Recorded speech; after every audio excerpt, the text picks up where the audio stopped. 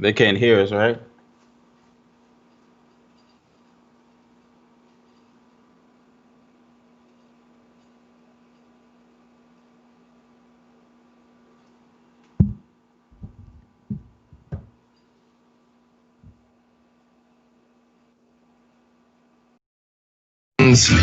Of the bankers.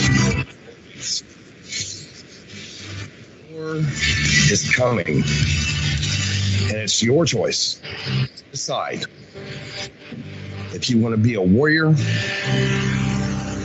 or a victim.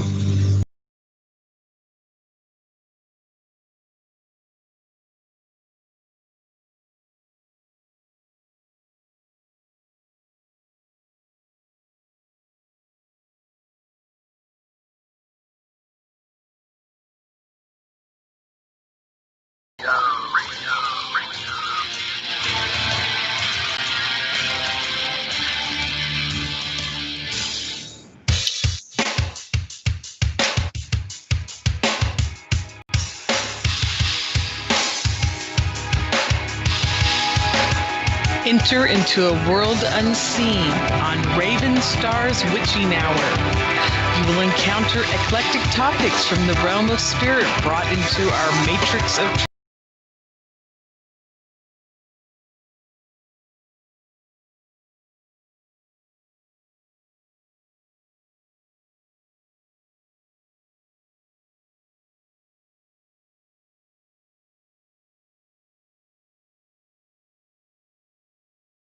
Till 2 a.m. Eastern Time. Revolution Radio, where information never sleeps. Let the Magic Rise.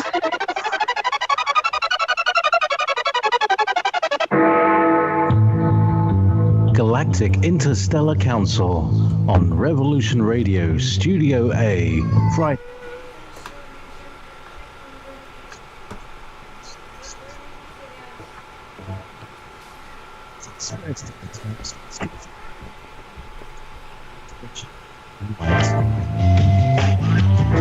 Integrating this conscious unity into the galactic paradigm. So welcome all, both terrestrial beings and galactic beings as one. So be it. You're listening to Revolution Radio.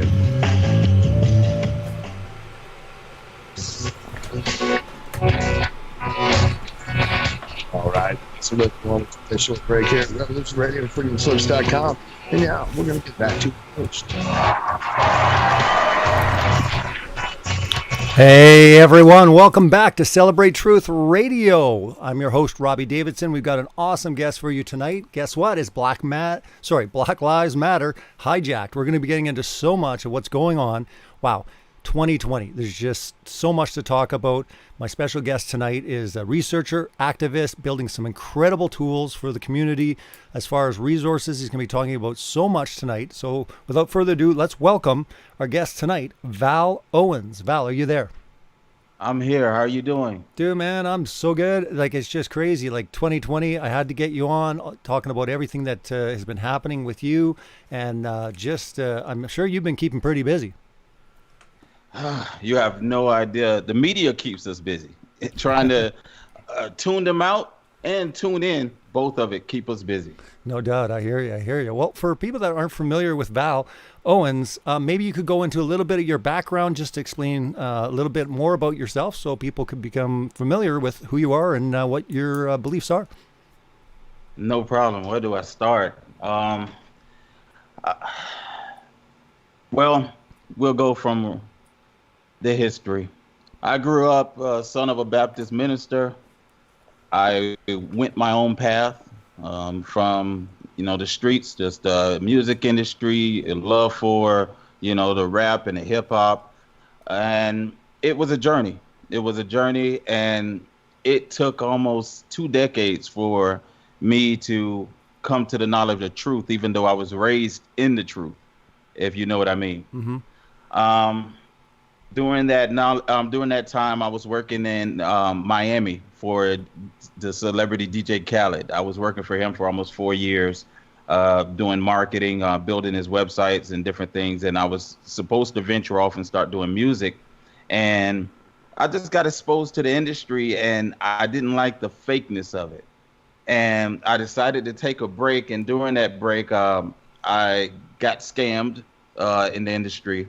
I'm trying to cut the story short. Sure. So I got scammed in the industry, and that led me on this knowledge, this quest for, truth. And you know where this is going. That led me into the New Age. It led me into all of from Buddhism to studying all of this stuff. And it got to the point where I was experimenting with the magic mushroom, just trying to find that enlightenment that Terrence McKenna talked about, and other folks talked about.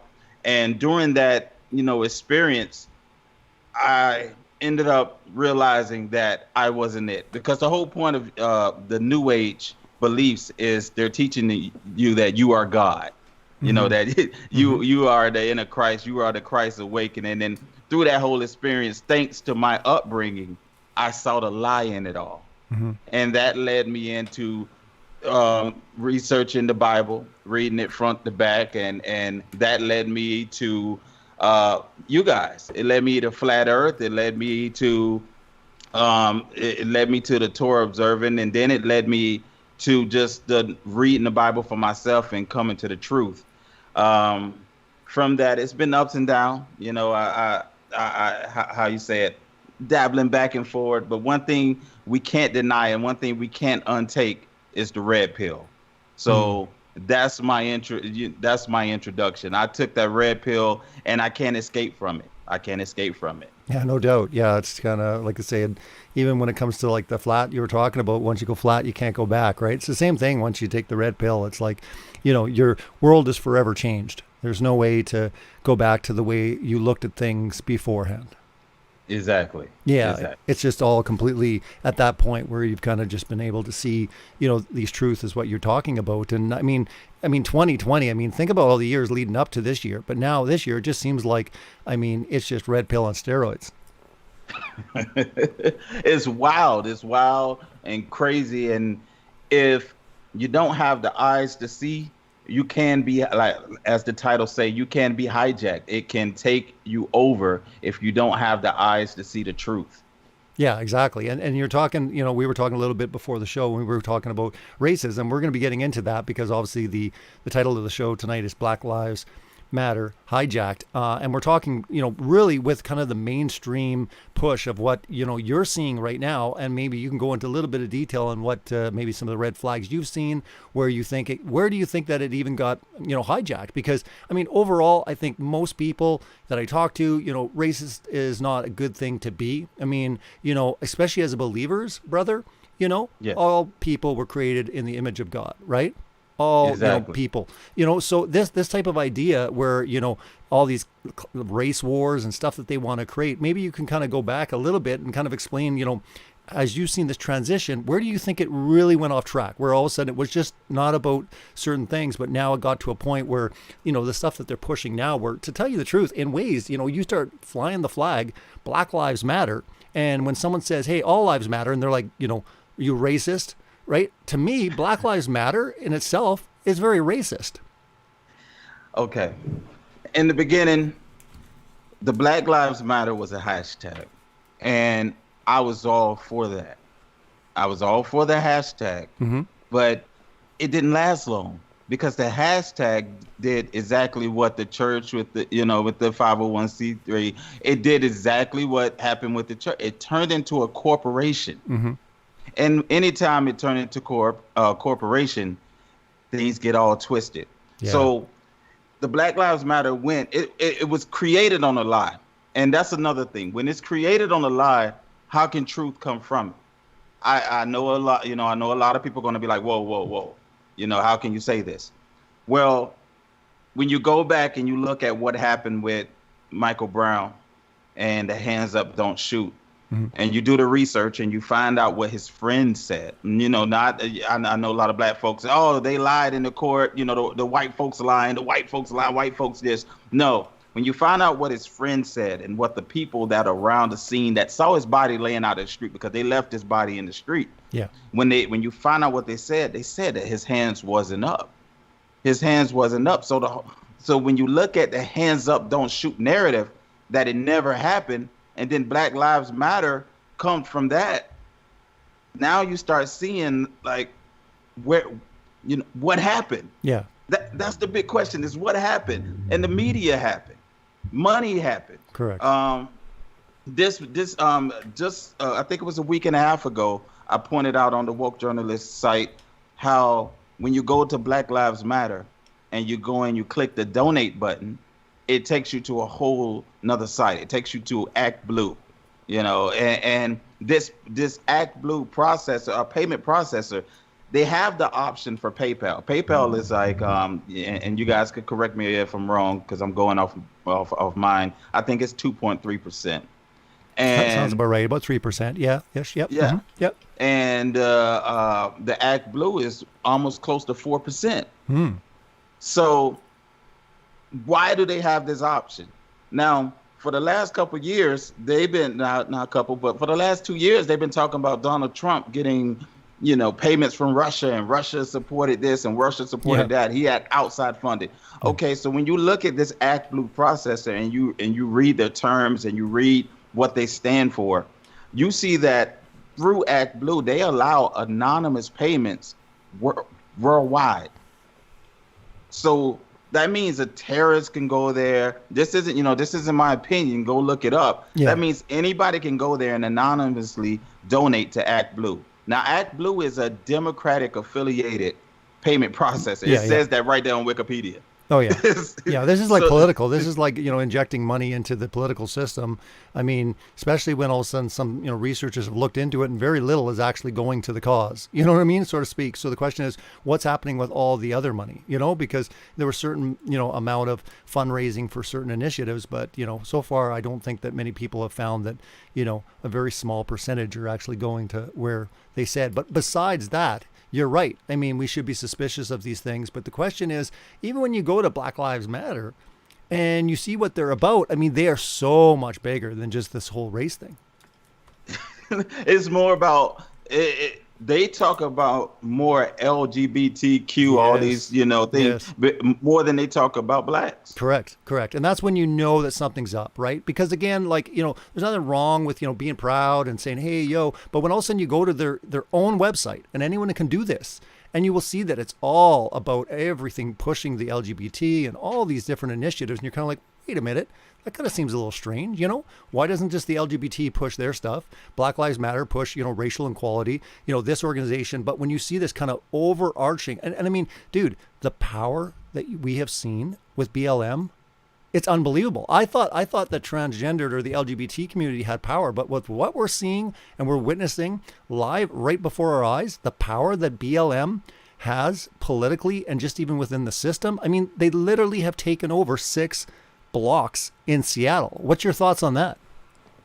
When you look at the movie The Matrix and you see how the agents were able to jump into the people that were still connected to the Matrix, this is what you're seeing with Black Lives Matter in the media, because people, they believe what they see. And we're living in a time you can't believe what you see.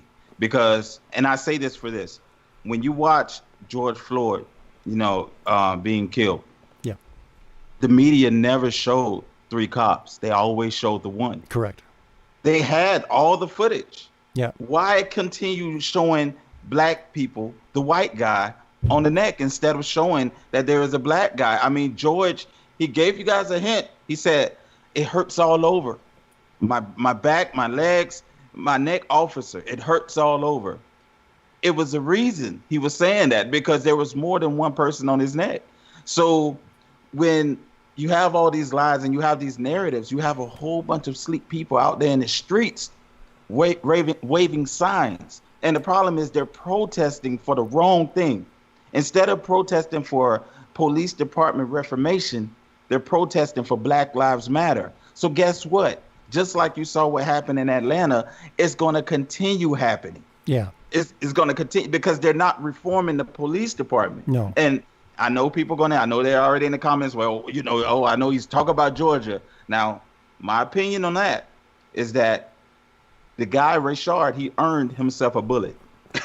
You don't You don't wrestle a taser from the cop. You don't go turn around to shoot a cop. Well, it could have But gone I down don't- a whole other way. If he had just been calm and he had just gone down, and nothing would have gone down like that. Because you can see, if you look at what the mainstream media are showing, which is just all the aggressive parts, but I mean, for a very long period, they were calm, patient with them. They talked with them. You know what I mean? And they put him in very not aggressively. They just said, "Turn around. We've got to arrest you." And then all of a sudden, he just starts busting out. You know what I mean? And away he Yes. goes. Now, I'm a white guy. If I was in the same position and I carried on with those cops, the same thing would have happened. I guarantee, especially if I grabbed their stun gun and I start hitting them with it and running away. I'm pretty sure that anyone, it comes down, I look at it more like this, and this is kind of my thing, Val, is I'm looking at it more like there's more class war than there is a race war. I don't know. What's your take on that?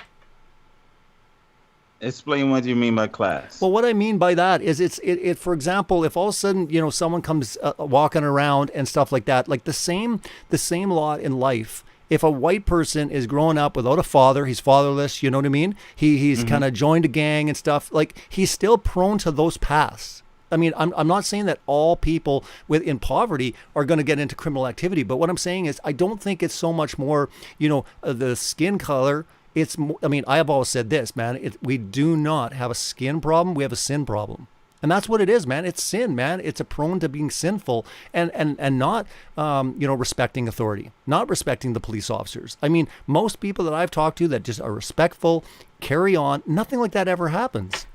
So what I'm saying is what I'm seeing a lot of the times right now is, and I guess he was really concerned. He didn't want to go back to jail. I guess, you've probably looked into his past. You can talk a little bit more about, who he was, but I'm sure he was quite nervous, right? I mean, the minute that happens, all of a sudden it doesn't look good for him if he was just, he broke his parole or something. But have you looked into him much as far as, I had heard different conflicting stories, but that's why I got you on, is to talk about, the research you've done on him. Was he in and out of prison? I mean, yes, but at the same time, it's what we talked about before the show. And I said that I believe systematic racism is done away with, and we're now living in a time of systematic programming. Yeah. And when I say systematic programming, we as blacks, we're reminded, probably now it looks like it's going to be at least twice, but we're reminded twice every year about what the whites did to us. Yeah. The beatings, the racist cops of the 60s and the 50s. Like, how can our children, like, imagine this? We're saying, oh, go to school with your white brothers and sisters. We all lives matter, all things matter. But we're going to continue. We don't want you to forget.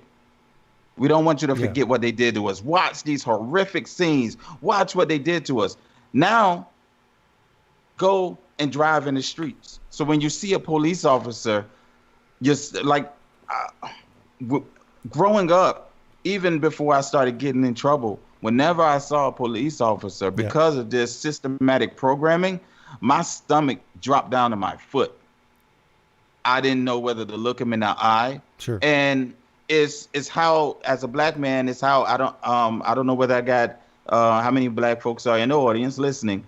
But from growing up, the moment I was old enough to understand what the police was, I was receiving warnings from older black folks. Don't look them in the eye. Don't ask them no questions. Don't do this. So we're instilled with that fear. And the only way that we're going to get past it is, I think Morgan Freeman said it, we have to stop. Yeah. Stop talking about it. Just stop talking about it. I mean, for you right now, though, like, when's the last time you were absolutely fearful of a police presence? Like, or do you still have that feeling, or is it now at the point where you actually feel safe when police are around? How is it for you now? Like let's just say here in the last 2-3 years. Yeah, it's still almost like a spider sense, that goes off when you see it, but you correct yourself. Gotcha. You have to take, I'm not doing nothing wrong. Well, have you had some encounters? Like, have you had some encounters with the police in the last few years where you had like a interaction, like whether it was being pulled over or, asked some questions? Have you had that happen? All positive. I'm on child support where I have back child support. Okay. I didn't know about it, but since I didn't know about it, it went up to almost like 20 grand. Okay. So with that being said, when you have rears that high, they suspend your license. I have a friend, sometimes. actually, it just happened. Actually, it was kind of an incident that took place, and I guess him and his ex, they had just canceled it, but in the system it was still there that he had some late fees, like $300 and like some interest. Anyways, they impounded his car, but he, he was talking with the police officer, and he said it was an okay, interaction. But let's go back to your story. So then, obviously, he stops you, says, "Hey, sorry, we're gonna have to do this because and the computer's saying this," and you said the interaction went okay. Yeah, it went okay. He got. I'm driving. It was 2:30 in the morning. The wife woke me up and she said, "I forgot to tell you we needed pull-ups." So I get in the car. I drive to Walmart. I'm close to Walmart, and all of a sudden I see bright lights, and I'm like, "Oh Lord, what do I do?" I wasn't speeding, and he got behind. He's like, "Did you know your license was suspended?" And I said, "No." He's like, "Well, let me see what's going on here." And he looked it up, and he's like, "Child support." And he goes, "My brother-in-law has the same problem." You know what I mean? So he's already understanding. He said, "This is what we're going to do. We're going to be on the honor system here. I need you to get out your car. Actually, I need you to park your car, and I need you to get out." Yeah. And I'm like, "Oh, Lord." I'm like, "Just let me call my wife and let her know I'm going to jail." He said, "No, no, no, no." He said, "You're going to be on the honor system. Nice. You're going to keep your keys, and you got to walk home." He said, "I'm only going to park here and finish my sandwich for 15 minutes. But I'm going to leave you on the honor system, and I'm driving off, and I'm going to trust you not to get in your vehicle." It took me an hour to walk home, but it's understandable. That's the law. Sure. So yeah, he's just doing his job. I mean, obviously he has to do that because, I mean, usually, in Canada, it's a organization called Maintenance Enforcement, and that organization, has ties with the police, and they'll just flag it. But really, it's not him doing anything. He's just obeying the orders based on this is what happens if someone, we've got to, suspend their license. But okay, so was this police officer, like what ethnic background was he? He was white, and like I said, that was a positive. Based compared to what I grew up in Jacksonville, Florida, this was, that's almost like getting pulled over by a saint. Compared to what I grew up. What state was this? What city was this? This Florida, this is Florida. Port Orange. I live in Port Orange, Florida. So that's pretty amazing because I've heard stories about Florida, and they hear the police are really, overall, can be fairly aggressive in Florida. But I've just heard stories. But again, I've heard stories, right? Again, am I stereotyping? Am I taking these stories and applying it? Again, it's the idea that, one bad encounter, all police are wrong or bad. I mean, this is crazy that people are assessing that all police are bad from the actions of a few. I mean, if I was going to believe that, I could go off, what happened when I turned 18. When I turned 18, I was, like I said, I was a rebel or getting in trouble and stuff. I was in my mother's car. I'm driving, and I knew, I forgot. I didn't feel like getting pulled over. I was speeding. I was probably going like 60 and a 30, and the cops got behind me, and I'm like, I'm gonna run, and I ran, and I ended up on a dead end street. Okay. And I could have went through a fence and ended up on the other side, but I was like, I'm in my mom's car. She don't deserve me wrecking her car any damage. So I got out the car, and the cops stopped. They surrounded. He said, "Put your hands up. Now get on your knees." And I got on my knees, and he said, "Interlock your hands." And then he goes, "I said, put your hands up." So I'm like, "What do you want me to do? What do you want me to do?" And he said, "Put your hands behind your back." So I put my hand behind my back, and he ran over and he kicked me in the face. And then he threw me down to the ground. He shoved me and my dad was just talking about this last night. He shoved his foot in my back, and then he kicked me in the side of my ribs. Wow. Yeah, so then he went to search. He said, "You got any weapons on you?" I was 18, dude. Yeah. I had just got through watching television. I had went to the flea market, and I bought some Ninja Stars. Don't ask me why, people. I don't know why I bought Ninja Stars, but they were 99 cents, and they were real. So I bought them, and I said, "I have Ninja Stars." Who didn't have Ninja Stars, boy, growing up? I had Ninja Stars at one point. I wanted to be a ninja when I was young. Yes, so he said, "You got Ninja Stars on you? You know Kung Fu?" I said, "No, officer, I don't know." He said, "If you stand up and you fight me right now, I'll let you go." I said, "I'm not going to fight you, officer." So then he punched me down to the ground, and he proceeded to arrest me, and then he put me in the back seat, and he told me, he said, "Listen, I'm going to write this report, but if you mention anything in the courts, what happened today, you will never have a moment's rest." So fast forward, a day later, I'm standing in front of the judge. He was reading the report. He said, "Man, you must have an amazing officer." And I just looked up. He's like, "Because here it lists you evading the police, you ran from the police, but he only charged you with reckless driving. So he sees this mark across my face. He says, so he pulls me. He had my dad sitting in the back row. I've already talked to him when I first got arrested, told him everything. And he calls me up to the bench. He says, son, is there anything you want to tell me? I looked at my dad. I looked at the officer, and he just stared. And I looked at the judge. I said, no, Your Honor. He said, okay, then consider you're lucky today. I'm releasing you on your own recognizance. That was my experience. So did you make this police officer run? Did he have to run after you for quite a while or anything like that? I immediately turned on a side street that happened to be a dead end. Okay, but he was chasing you for a bit. No, I'm driving. He sees me. Okay. I hit the gas, make a left. Okay. And young and dumb, turn on a dead end street. Yeah. Boom.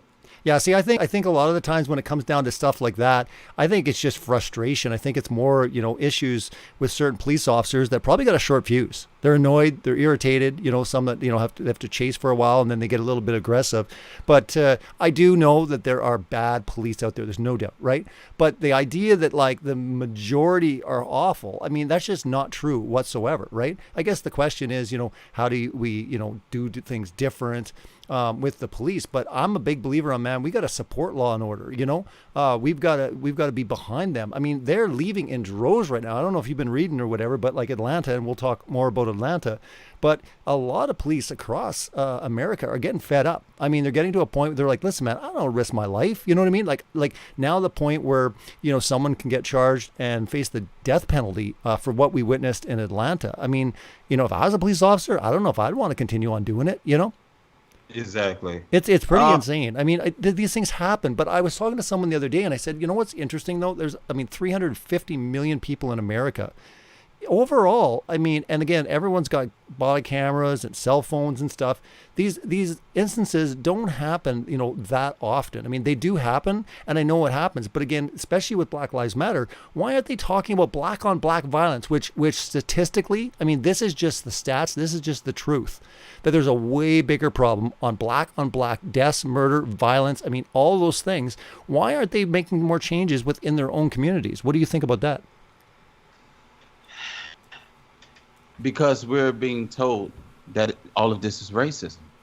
So the narrative is you have to get rid of the racism to start with the community. Gotcha. It's all kind of the white man's fault. I mean, it's all about white privilege. I mean, just being born white, I guess, these ideas, but it's unbelievable to me how many people are buying this hook, line, and sinker, They're all of a sudden, I mean, all the things that's been transpiring, it's just unbelievable to me what exactly is going down. This whole idea, like you mentioned, I mean, this stuff happened a long time ago, right? These people are long gone, right? They're not even around anymore. I mean, if you look at America, I've said this before, what company in America have a rule that we will not hire a black person? Name one company. I mean, it doesn't exist, right? Like these ideas that like it's just so entrenched. But like you had mentioned, making someone a victim, making them continually feel like you need these organizations to fight for their rights. And to me, I believe that they're taking advantage of the black communities. What's interesting is a lot of people don't understand, but it's the Republicans that were the ones that freed the slaves. I mean, the first black person in Congress was a Republican. I mean, if you start looking at actually the two parties, it was the Democrats that were wanting to keep the slaves enslaved. I don't know. Have you done much research on the parties? And I'm not going to get into, the right, left, all these type of things. But it is interesting how this idea overall is that the Democrats are all about liberation, where the Republicans are all, white supremacists, KKK. They just want to keep everyone enslaved. But that's not what history shows. It's the playing catch up. Yeah. We're playing catch up. That's the problem when I say black folks. We are playing catch up because we have to admit that there was a time that systematic racism did exist. I don't believe that it still exists. Correct. I believe that it's been done away with. But the problem is we're still playing catch up from it. Gotcha. And we don't know we're playing catch up. Just like the argument I see a lot of people make is, oh, what about the black abortion rate? How can we know that's a problem when it's only few of us, that are waking up to understand that it's wrong? Kids are being taught in school that abortion is an option, and it's a legal option. It's an option, affordable option, so that you can live your best life. Sure. So how can we, how do we know to fix it if we don't know it's broken? Yeah. Yeah, that's a really good point, especially getting into that idea when you're starting talking about the life of the unborn, right? And you've been pretty passionate about that for many years, haven't you? Yeah. I mean, I'm a father of 4. I've been married 10 years. So, Congrats, man. That's awesome. Yeah, I'm thankful for it. Got a wonderful wife. But the problem is we don't know it's a problem. When you talk to people out there, you talk to the black folks, they don't know about Planned Parenthood. They don't know about the agenda against blacks. Yeah. And the problem is in the black community, we don't have the leaders that's needed. We don't. Yeah. You know what I mean? Martin Luther King tried to lead. He got shot. He got shot in the neck. Yeah. Because this was during the time, his family sued for $1 just to prove that the government had something to do with it, his murder, and won. Mm-hmm.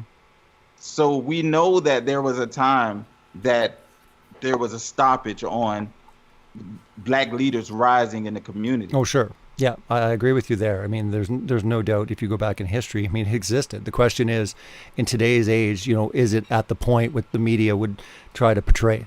Right. And have people, continually, like you mentioned, being programmed, continually thinking that you're just being oppressed every day of your life. Every day you wake up, you're being oppressed. But then you look around and you look at these really successful black people that have just applied themselves. Maybe they had better surroundings. I mean, really, when you look at it, and I think Denzel, and you mentioned a couple of other people that have, said these quotes.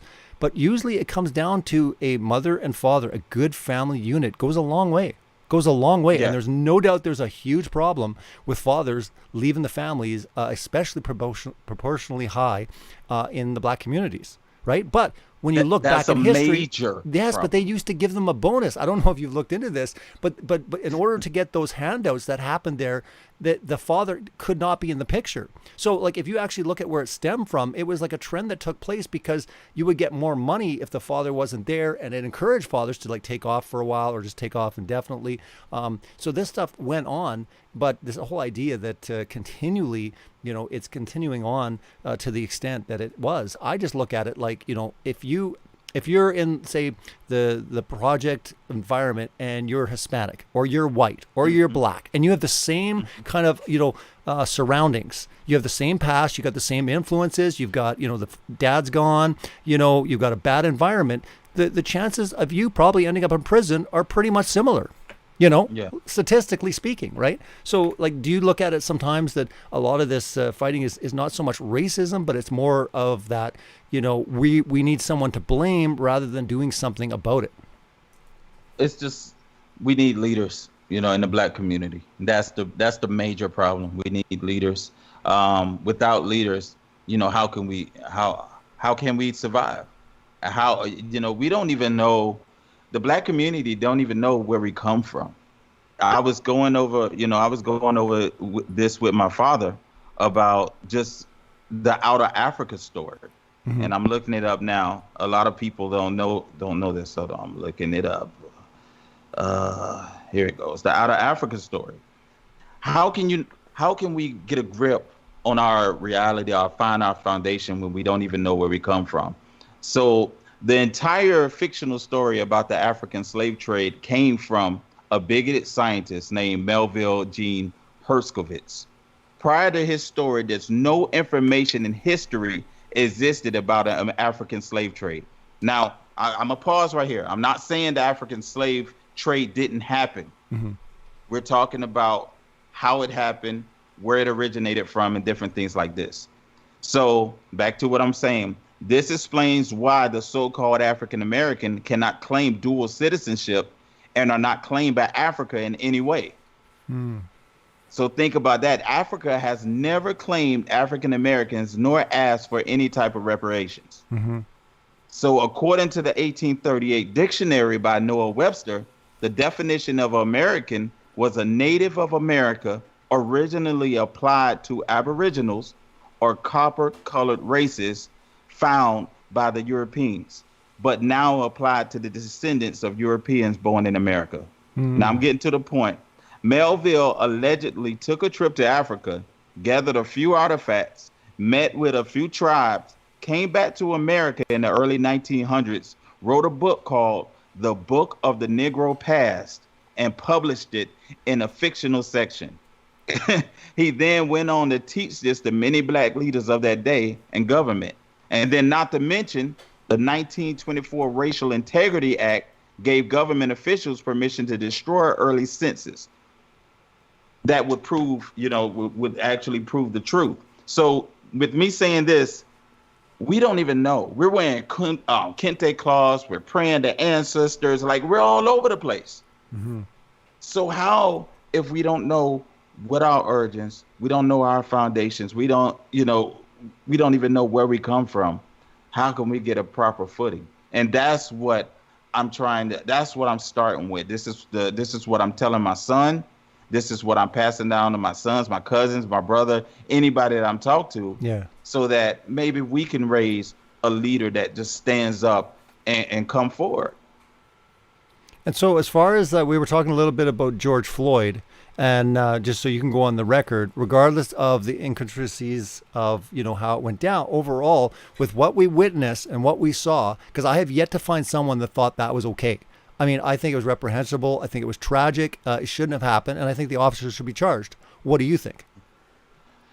Yeah, he deserved to be charged. I usually, a lot of times I agree with Candace Owens, but on this particular one, I don't agree with her bringing up his past, and this is why. It's irrelevant. That is irrelevant. He didn't ask to be a martyr. And that's irrelevant. If his last words, if a knee on his neck and he looked into the cameras and said, remember me, I would be like, come on, guy. I'm sorry this is happening to you, but come on. But he didn't. Yeah. He cried out for his mama, and he cried out. He said, I can't breathe. Yeah. So that's where I took that from. Yeah. He didn't ask for this. She needs to attack Black Lives Matter. She needs to attack, the media that's pushing this narrative, Antifa. She need to attack those folks because everything is being hijacked. Yeah. Yeah. I think it's probably just so much frustration. And she's like, I know exactly who you're talking about. But what I'm saying is that event took place and now we're seeing everything unfold. But my point is this: I have yet to see any group or anyone that thought that was good, that what was done to George Floyd. Wherever you stand on the topic, I'm just saying wherever it was, I have yet to find anyone that was cheering it on, saying right on. He deserved it. Or, you know what I mean? I mean, nobody in the right mind could say it over fraud or whatever. It doesn't matter. His past is irrelevant, right? His past is irrelevant on that situation. So my point is, based on what we witnessed, should a police officer continue to do that in the future? And your answer right now is saying, no, that should not be acceptable, correct? It should be acceptable, but you're also given an excuse to it when you post pictures of his past. Yeah. And I think we're both in agreement here as far as, and again, he has no choice in becoming a martyr. But the whole point is, why would you bring up someone's past? I mean, if you're sick and tired of seeing someone celebrated as a saint, you can basically contrast it with his past. I understand that, right? If you're like, oh, he was a good choir boy. He went to church. He helped little old women across the street every day. And you're like, yeah, but he also did, right? To balance it out. I understand that. But I'm just saying, overall, does anyone, no matter what crime they're doing, deserve to die that way, if that's the case? And I think you and I are in agreement saying no, right? No. So that was my point, though. What part of that event was racist in America, where it created this massive polarization? It wasn't there. It was almost created. Well, it was created. This race war had to ensue to make it bigger than what it was, because nobody, and I mean nobody, I looked around everywhere, nobody, usually with those other ones, and you will know the names, there'll always be these other angles, right? Well, he was resisting arrest. We'll talk about Atlanta here in a second. You and I both agree with that scenario. But what I'm saying is, we could see that. Well, with George Floyd, we just couldn't see anything. It didn't deserve that. It wasn't like he was like, grabbing their guns and, you know what I mean? Like, so in this particular case, my point is, because this sets a foundation, because we've seen an explosion of just rebellion and looting and rioting, and just to an extent we've never seen yet I don't think in many, many years, over something that everyone was in unison saying the police, and here's the crazy thing, he was literally charged like instantly, right? I mean, he has yet to go through the trial, but my point is, they were charged. What else did they want? But it was like, whatever their demands were, they want more and more and more. My question to you is, of all the demands they want, when are they going to be appeased and say, okay, good, we're good? Do you think that day would ever come? Honestly, I believe if the protests didn't happen, that he would have got off to a certain extent, because he wasn't immediately charged, but with all the light and the protests and everything that happened, it shed so much light they couldn't hide it. Because if you look at the original autopsy, they lied. You know, they said it wasn't the cops' fault.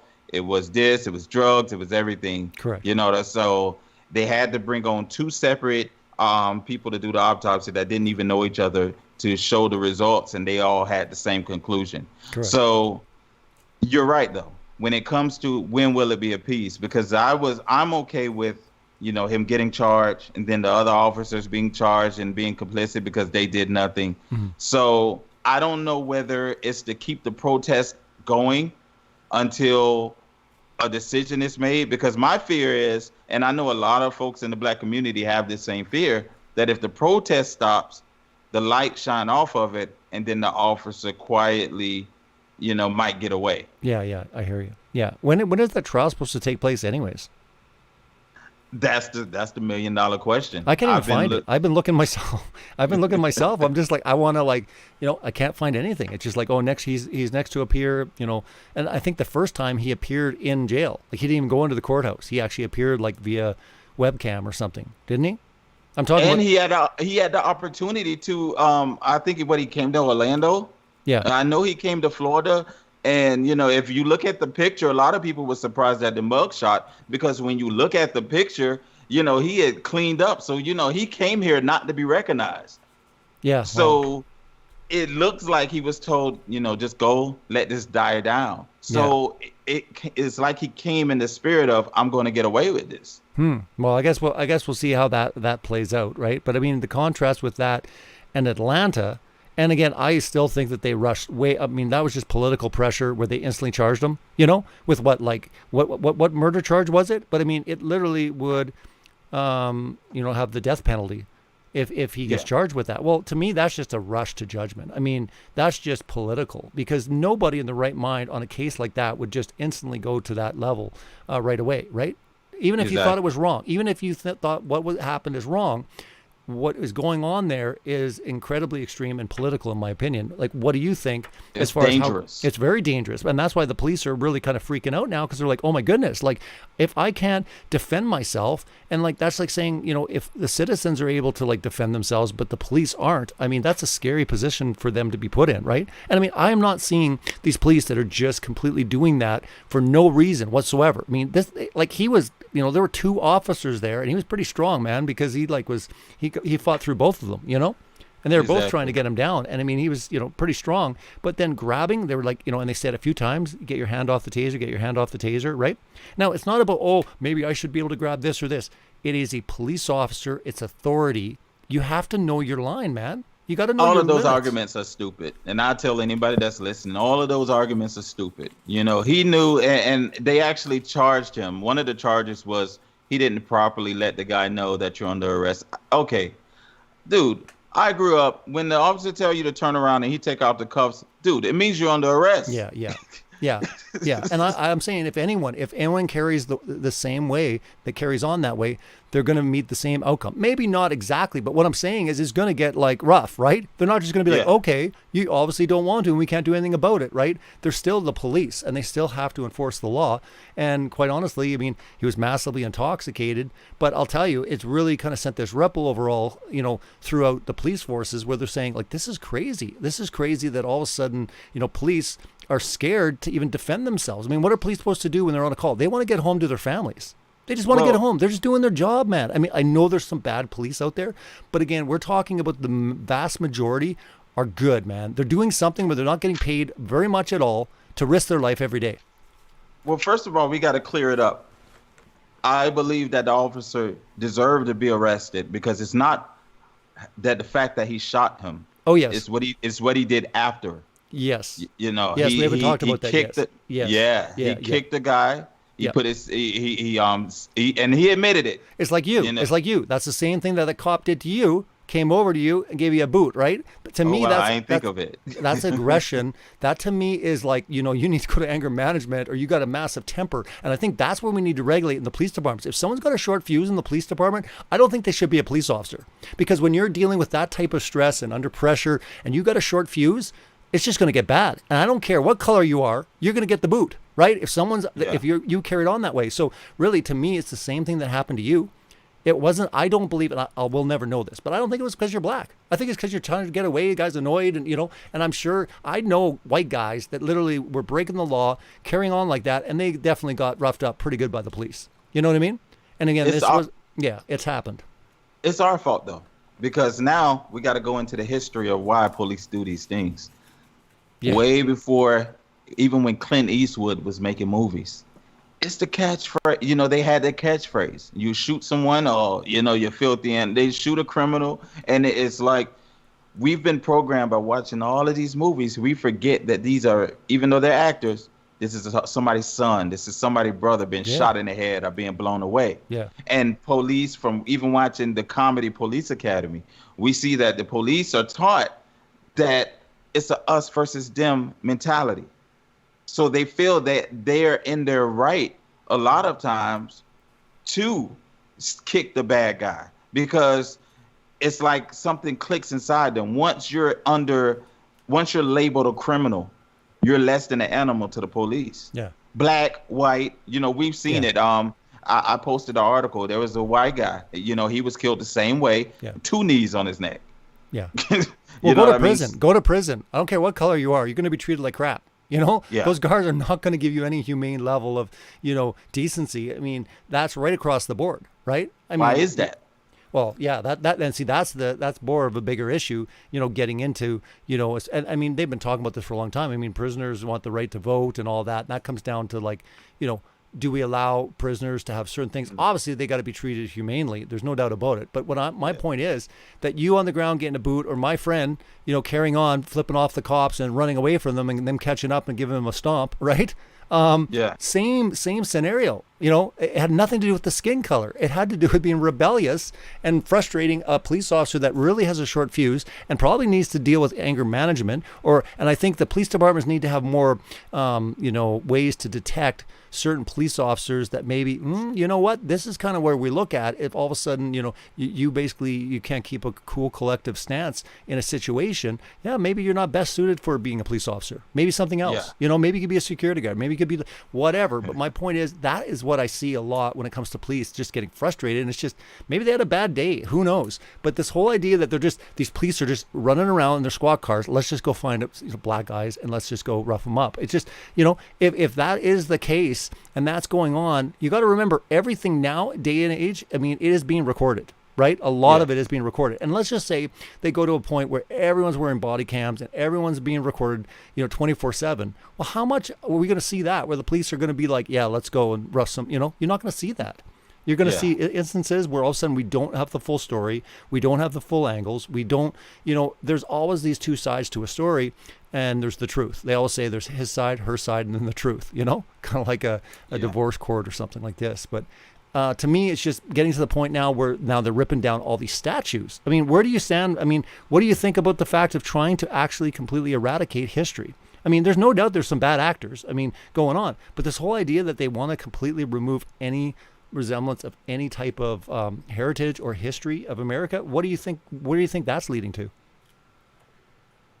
It goes back to we're people without a leader, and we're being moved by trends. It's trending to take down a statue. It's trending to say, okay, this. They're not even looking into the history of this, especially with the Aunt Jemima and the other thing. They're not even looking into the history no more. They're just removing anything. Shouldn't she be celebrated though? I heard she was the first black millionaire, and she was incredibly successful when she was I just read a little bit about it. You might know a lot more about her, but again, to me, don't you think that would be celebrated in the black community as someone that aspired and did incredibly well? I don't understand the idea and the logic behind it is we got to get rid of Aunt Jemima. Like I said, that's why we have to go and ask the question, what do Black Lives Matter, the corporation, stands for? Because wouldn't you think that organizations that's getting millions of dollars from the people, they made $20 million off George Floyd. And who did? even Black Lives Matter. They Okay, made $20 okay. million off 20 of million, George yeah, Floyd. yeah. And even Candace Owens said, where did the money go? Still no answers. Sure. You know what I mean? Because George Floyd, Floyd Mayweather paid for the funeral. So, you know, where did the money go? So with that being said, Black Lives Matter have a duty. If Black Lives Matter, that includes Aunt Jemima, that includes her history, her legacy. Why aren't the people getting educated? I don't Because know. it's not trending. Yeah. It's not popular. It's Gotcha. not popular to educate and say, oh, let's not do this. It's more popular to say, hey, burn the city down so that they can get their ratings. Yeah, well, I mean, when they're trying to actually remove Paw Patrol because of Chase the police dog, because it's offensive. I mean, this is we're what do you think about the cancel culture that we're in, and it's getting more extreme by the day, but to the point where you don't like something, you know, we're just going to fight to get it removed. And I mean, you just see the alarming pace at what they're able to do. I mean, Paw Patrol, right? I got some small kids, man. Paw Patrol. It's a police cartoon dog. Not just a police show. It's got an ambulance. It's got a firefighter. It's got all these people that do some great things in the community. And yet we want to get rid of it because we're offended because the police are bad. I mean, this whole idea, I mean, it's one thing with defund the police, but when all of a sudden you're like, wait a minute, they want to abolish the police. And they're like, well, we'll just let social workers deal with stuff. And well, who's going to come when you call 911? Well, we don't know. You know, we don't know at this point, but we need to get rid of all the police. And then you're like laughing. You're like, they're just talking. And then all of a sudden Minneapolis is like, yep, we voted. We're going to actually abolish the police. And then all of a sudden you've got New York talking. And then you've got, you know, Seattle, which is a train wreck. We'll get into that here in a second. But literally they take over the police station. They literally vacate it. And it's a no police zone for 6 blocks in Seattle. I mean, what is going on in 2020? I mean, this to me is, you know, and we're definitely in a spiritual war. There's no doubt. And we'll talk about that because you don't see things like this happening where people are just, yeah, well, we got to do this. And it's like, no one's fighting back. It just seems like everyone is standing still watching this unfold. And, you know, this is a massive power grab and it has nothing to do with George Floyd anymore. It has nothing to do with justice. It has to do with power and control. What do you think? It never did. You know, it never did have anything to do with George Floyd. It never did. This is what the left want because they want to get their way. They want to get their way. And I know people, I know that I can already see you in the comments, left wing, right wing, same bird.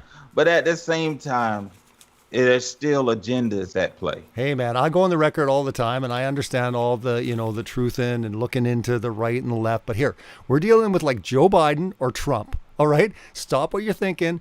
Who would be better to be put in place? You know, Sleepy Joe Biden or Donald Trump, right? I mean, if anything, and I tell people this all the time, there's going to come a time when people, even if you're not for Trump, you're going to miss someone talking like that. Because I'll tell you one thing, we're just going to move to a very boring speeches. It's going to be, you know, a person just a puppet. I'll tell you, man, you honestly believe that Trump is just 100% a puppet. I think you're completely wrong. You can completely see what's going on. And I'm saying right now, look, man, what would be the alternative? Hillary? Honestly, looking back on it, you would rather Hillary have won it? And most truthers will be like, well, no, you know, but both are bad. So I'm not going to vote for either. I'm like, guys, come on. Seriously, do you want like another Hillary? Do you want like a Joe Biden? Or do you want like a Trump, man? At least Trump, man, says it like it is. He's entertaining. He's fun. And you're not going to see someone like him the rest of your life. Mark my words on that. It's our celebrities too. You know, the black celebrities, it's their fault too, because when Trump first got in office, he reached out to all of them, but it wasn't the cool thing to be seen or heard talking to Trump. It wasn't the cool thing. Except Kanye, though. Kanye's kind of stood his ground. And that's what I'm saying. Yeah. Kanye came, and then you got Kim Kardashian, who, you know, she came and she, you know, she did reform in the prison system. And why does it take someone like Kanye and Kim Kardashian to go sit down? Jay-Z, all of these guys had the opportunity to go and sit down, and they ignored him. I know, because it wasn't cool. I know, but like, it's not even cool. Why not just get the chance to basically drill him, you know, look him in the eyes and have a talk? I mean, regardless where you stand on it, don't you think it would have been a great opportunity for Jay-Z to just to sit down and say, all right, I'm going to see what this cat's about. You know what I mean? Sit down. He couldn't. I know, but he couldn't. He couldn't because he would lose everything. Yeah, well, that's the question. I mean, the question is, would he have, or would he have swayed a lot of people? Because if Jay-Z's doing it, it must be cool. Like, you got to remember, there's a lot of people that they need to look up to someone, right? And that's the danger, I guess, of having people, look up to, especially someone that's really not grounded, in the Bible and has that relationship. Then they're really going to be swaying, and they're going to be looking for someone. But someone has to look for someone to look up to. You know how that works, right? Especially the youth. Yeah. But right now we got there's a female hip hop artist. She had a show on BT and everything. Trina, she spoke up about the protests and the rioting, and she said during the live radio show, she said, "You guys are acting like animals." Did she? Yeah, she said, "You guys are acting like animals," and they canceled her. Oh, did they really? All her shows, everything is canceled. Yeah. Well, and I think a lot of people, like you said, then basically they start living their life basically out of fear. Right? Well, it'd be kind of cool to go visit Trump, but if I do, I'm going to get all my new record deal canceled. Well, no, I'm not going to do it. Like, how do you live through life when all of a sudden you're constantly in a state of fear? And quite honestly, that's just mob mentality. I mean, that's like the mob will just completely destroy you if you don't do what they say. I mean, America was built on like more stronger values and like, standards than that. But it just seems like everyone's cowering. And especially it seems that the white communities are just rolling over with this, I mean, why don't they just love on black people and stay where they're at, but sit there and kissing their boots and doing all these type of things? And, we have to do, our forefathers and all this kind of stuff. Where does it end? I mean, if you look through history, many people were enslaved. I mean, heck, we were talking about the Bible at the beginning of the broadcast or whatever, but like, look at the Jews, man. The Jews were under slavery, right? I mean, but you only feel that way because you're woke. You've done the research. You got to realize that many Americans, it's the bread and circus. They got the NFL, they got the NBA, they got the NHL, and then they got their Sunday service. Here's the one thing, and we could talk a little bit of coronavirus, but I said to someone the other night, and again, trust me, I know there's a lot of power grabs there. It's really exaggerated. I still think there's some serious issues within the entire coronavirus itself, and I know that it goes against the grain of a lot of people. But here's the thing. Why in the world, if it's one master grand plan, New World Order, this whole thing is orchestrated 110%, why would you take away the bread and circuses? Why would you take away the sports, the movies? I mean, literally Hollywood productions were shut down. Mm-hmm. Every sport was shut down. To me, I have always said this, and I've said this many times on many broadcasts with different guests. I am seeing that this is a judgment of God, period. And I'm not saying it's the wrath of God. I am saying that he's shaking the nations. He's sending certain things. And I'm not talking just the coronavirus. I'm talking like everything that we're witnessing, right? The economic fallout, even the riots, everything. And he says, if my people will they'll humble themselves, turn from their wicked ways and seek my face, I will heal their land, in Isaiah. And I honestly believe that we really need to really start praying. I don't think there's enough people that are really truly seeking him and praying to him to heal all this craziness that we're seeing. What do you think? We don't know because I kind of get your take on it, that it's the judgment of God. And I believe it's the judgment of God. He's just sat back. He's just gone silent. Sure. And he's allowing it. Sure. Yeah. He's letting the elite run amok. And that's what's happening. They're able to do what they want to do. He's pulled back, and he's like, "Okay, I'll show you now." Yeah. And well, and I said on another show, I said, a lot of people are talking about the New World Order, and I see nothing but evidence supporting the fact that you're going to see less globalization and more localization occur after 2020. If anything, God also has the reins, and sometimes he can step in and say, oh, you know what? You got your plans? I've got mine. And he can slow things down. He can switch things up, and he can prolong stuff. So, for example, they have their agenda, but he can also put a wrench in it and say, you know what? I just threw that back now a couple decades. Because to tell you the truth, and you're going to see this continual, there's going to be more infighting with the countries. I already know, especially when it comes to production, all of the food levels, drugs, PPE, all these type of environments. We were too reliant on one country or a few countries. Now you're going to see manufacturing coming back, I believe, into countries, especially America, and you're going to see less dependence on the globalization. The EU's falling apart. So much is happening, but we're going to get into it and a lot more in the second hour with Vall Owens, my special guest tonight from WokeJournalist.com. Don't go anywhere. We'll be right back.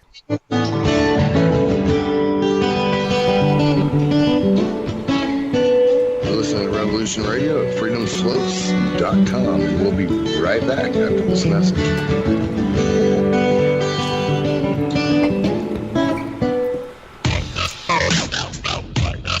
thank you for listening to Revolution Radio at freedomslips.com, the #1 listener-supported radio station on the internet. Please help support this station so this battle can continue forward. Revolution Radio!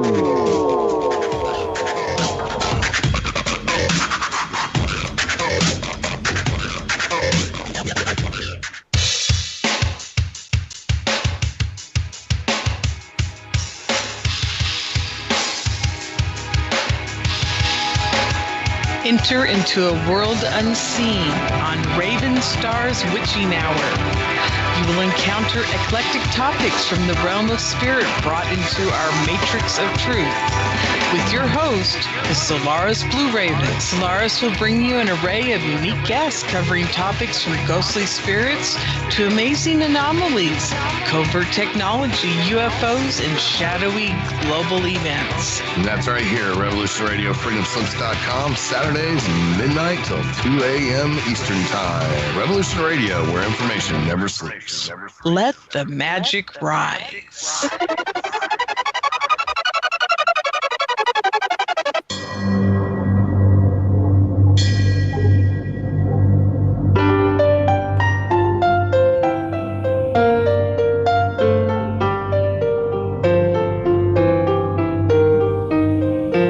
Did you ever feel that things were not quite right? That everything was just ever so slightly askew? Do you have, to paraphrase Morpheus, a splinter in your mind?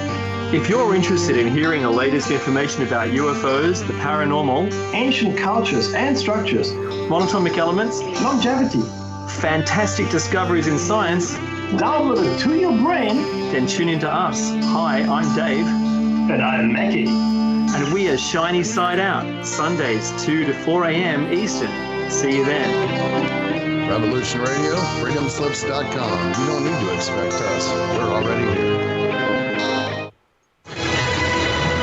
I want to thank everybody for listening to Revolution Radio at freedomslips.com, the one place where information never sleeps. Revolution Radio.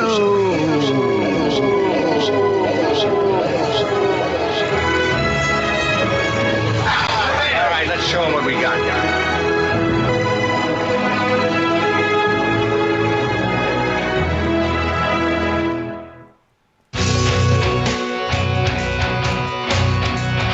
All right, thanks for listening while we take that short break here at Revolution Radio, freedomslips.com. And now we're going to get back to your host. Welcome back to Celebrate Truth Radio. This is Hour 2. My special guest tonight is Vall Owens, and we've been talking about Black Lives Matter, Hijacked, and so much more. Before the first hour, we were just getting into a little bit about all the different events that were taking place in Atlanta and Minneapolis, the riots, all these sort of things. I wanted to get your take on, and maybe you've done some research on that 75-year-old man. You remember, what was your take on that you saw that happen? A lot of people were saying it was staged, it was fake. And my whole thing was, if that was the case, why wasn't it a 75 elderly black man? Can you imagine if that was a black man that was kind of pushed over and he got head trauma, how crazy things would have got? To me, that would have escalated things a lot more than a white man. What's your take on the 75-year-old guy there that was pushed over in those demonstrations?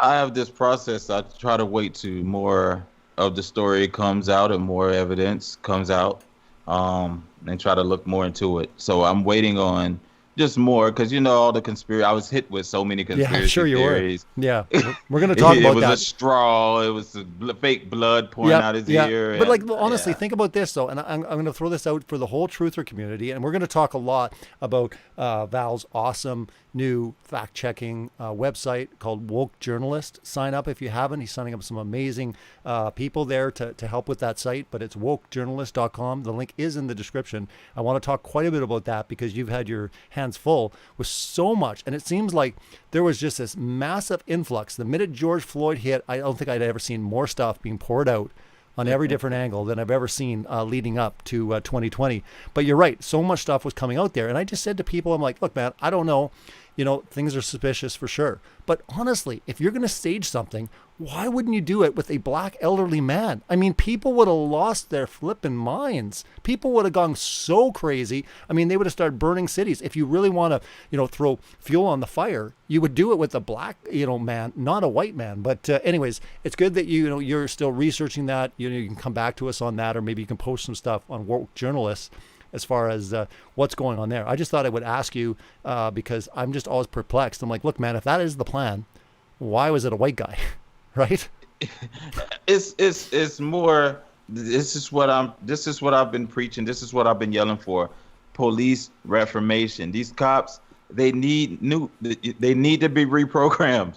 Because like I said, they grew up with this. If you see it in the movies, you don't run up on a cop. You don't do it. You're not supposed to do what that elderly man did. No matter what his age, you're not supposed to run up on a cop. You're not supposed to. And if you look in the movies, that's what happens. Yeah. We've been cheering this stuff on. We've been buying movie tickets for decades. Yep. But now we live in a world of technology. Everybody got cameras. Yep. Everybody's filming. You open up your phone, hit play, and you're streaming live. Yep. So this is what's going on with this elderly man. You're just now able to catch this stuff on film. When I was growing up, what happened to George Floyd, what happened to Mike Brown, that stuff happened. I grew up in Jacksonville, Florida. Mm-hmm. This stuff happened all the time. I grew up in an area called Washington Heights in Jacksonville, Florida. Every other day you hear a lady in the background, "Oh, my baby," and then you hear gunshot, pa, pa, pa, and she running outside. This is what I grew up hearing. Police driving around in marked vehicles, not unmarked vehicles. They drove around in marked vehicles with the sirens, their windows down, and ski masks. They just 10 years ago, I was staying in Jacksonville, Florida. They would ride up on you, almost bumper length, where they can almost hit you. If you hit your brights, they lit up the siren and they search your whole car. So, what people are seeing, I always see in the comments, why would they do this? Why did the EMTs just leave him down there? Why didn't they check his? Well, when I grew up, the EMTs just come and they smoked a cigarette with the cops. Oh. You know what I mean? Yeah. The body laid there until the EMTs and the cops finished talking. Yeah. So this is you're just getting exposed to the reality that a lot of people grew up in. Welcome to the real world. So what's some of the most absurd things that you've seen, in creating WokeJournalist.com that's come across your path where you just had to debunk? I mean, because to me, I think that there's lots of people out there that are really trying to discredit real hardcore truth seekers that really do want the truth. But unfortunately, they get this really tantalizing meme and they're like, oh my goodness, this is too good to be true. I'm just going to share this to all my community and all my friends. And then they're like, guy, did you even look into it? Did you even find out exactly? Did you do a little bit of digging? And I mean, it's good that you're doing something. Maybe you can explain a little bit about why you started WokeJournalist and how that's going and kind of what your future plans are for that platform. My goal for the platform is to be the fact checker for the Snopes. I hate going to a site and I see something that says mostly true or mostly false. Yeah. How can something be? It's either true or it's false. Yeah, can you imagine if Jesus said, "I'm mostly the way, I'm mostly the truth, and I'm mostly the life"? There's mostly kind of you can almost maybe get to the Father through me. Then I'll probably mostly put up my Bible, Yeah. So, people ask me questions like, I'm on the site right now. I was asked, was George Floyd at his own funeral? So I had to show that, he had a friend named, he had this friend and that he grew up with, a childhood friend, and they look exactly alike. And I had the poster. I showed the picture where how he's stupid there. Would it be actually, even if it was all a big hoax or whatever, a setup, to go to your own funeral? Like, you don't think it could possibly maybe give the whole thing away and the whole thing would come crumbling down? Like, I mean, people aren't that brave, but I mean, people will go to the point where like everything they see now, Val, is fake. Everything. And I mean, at what point do we say, well, wait a minute, some things have to be true? The question is what things are. It drove me crazy. So I sat down and I started coding right away.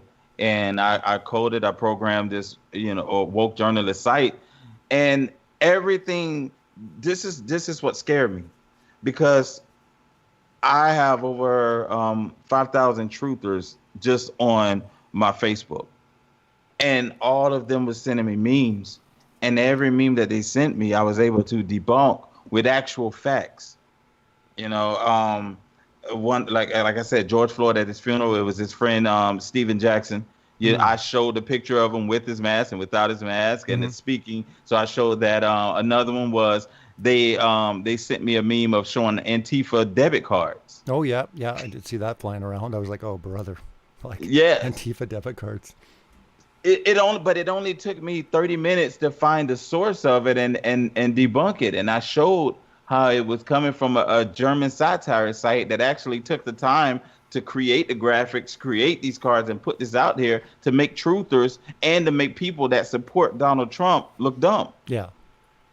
I think that definitely is going on because it doesn't take much for someone just to do it. I mean, I haven't done it yet. I mean, I probably never will, but I have said to my wife on numerous occasions, like, I'm so tempted to do a Photoshop, throw it out there, but in like really small, you'd almost have to magnify it where it says, this is fake, right? You totally are believing this, you know, something to the extent or coming back. I don't want to do it, but obviously there's part of me that's like, you know, how easy it is to do. It's like, well, I mean, he's sharing it, it must be true. I mean, if like ODD TV just puts something out, a big meme, everyone instantly, because of his credibility, would just believe it.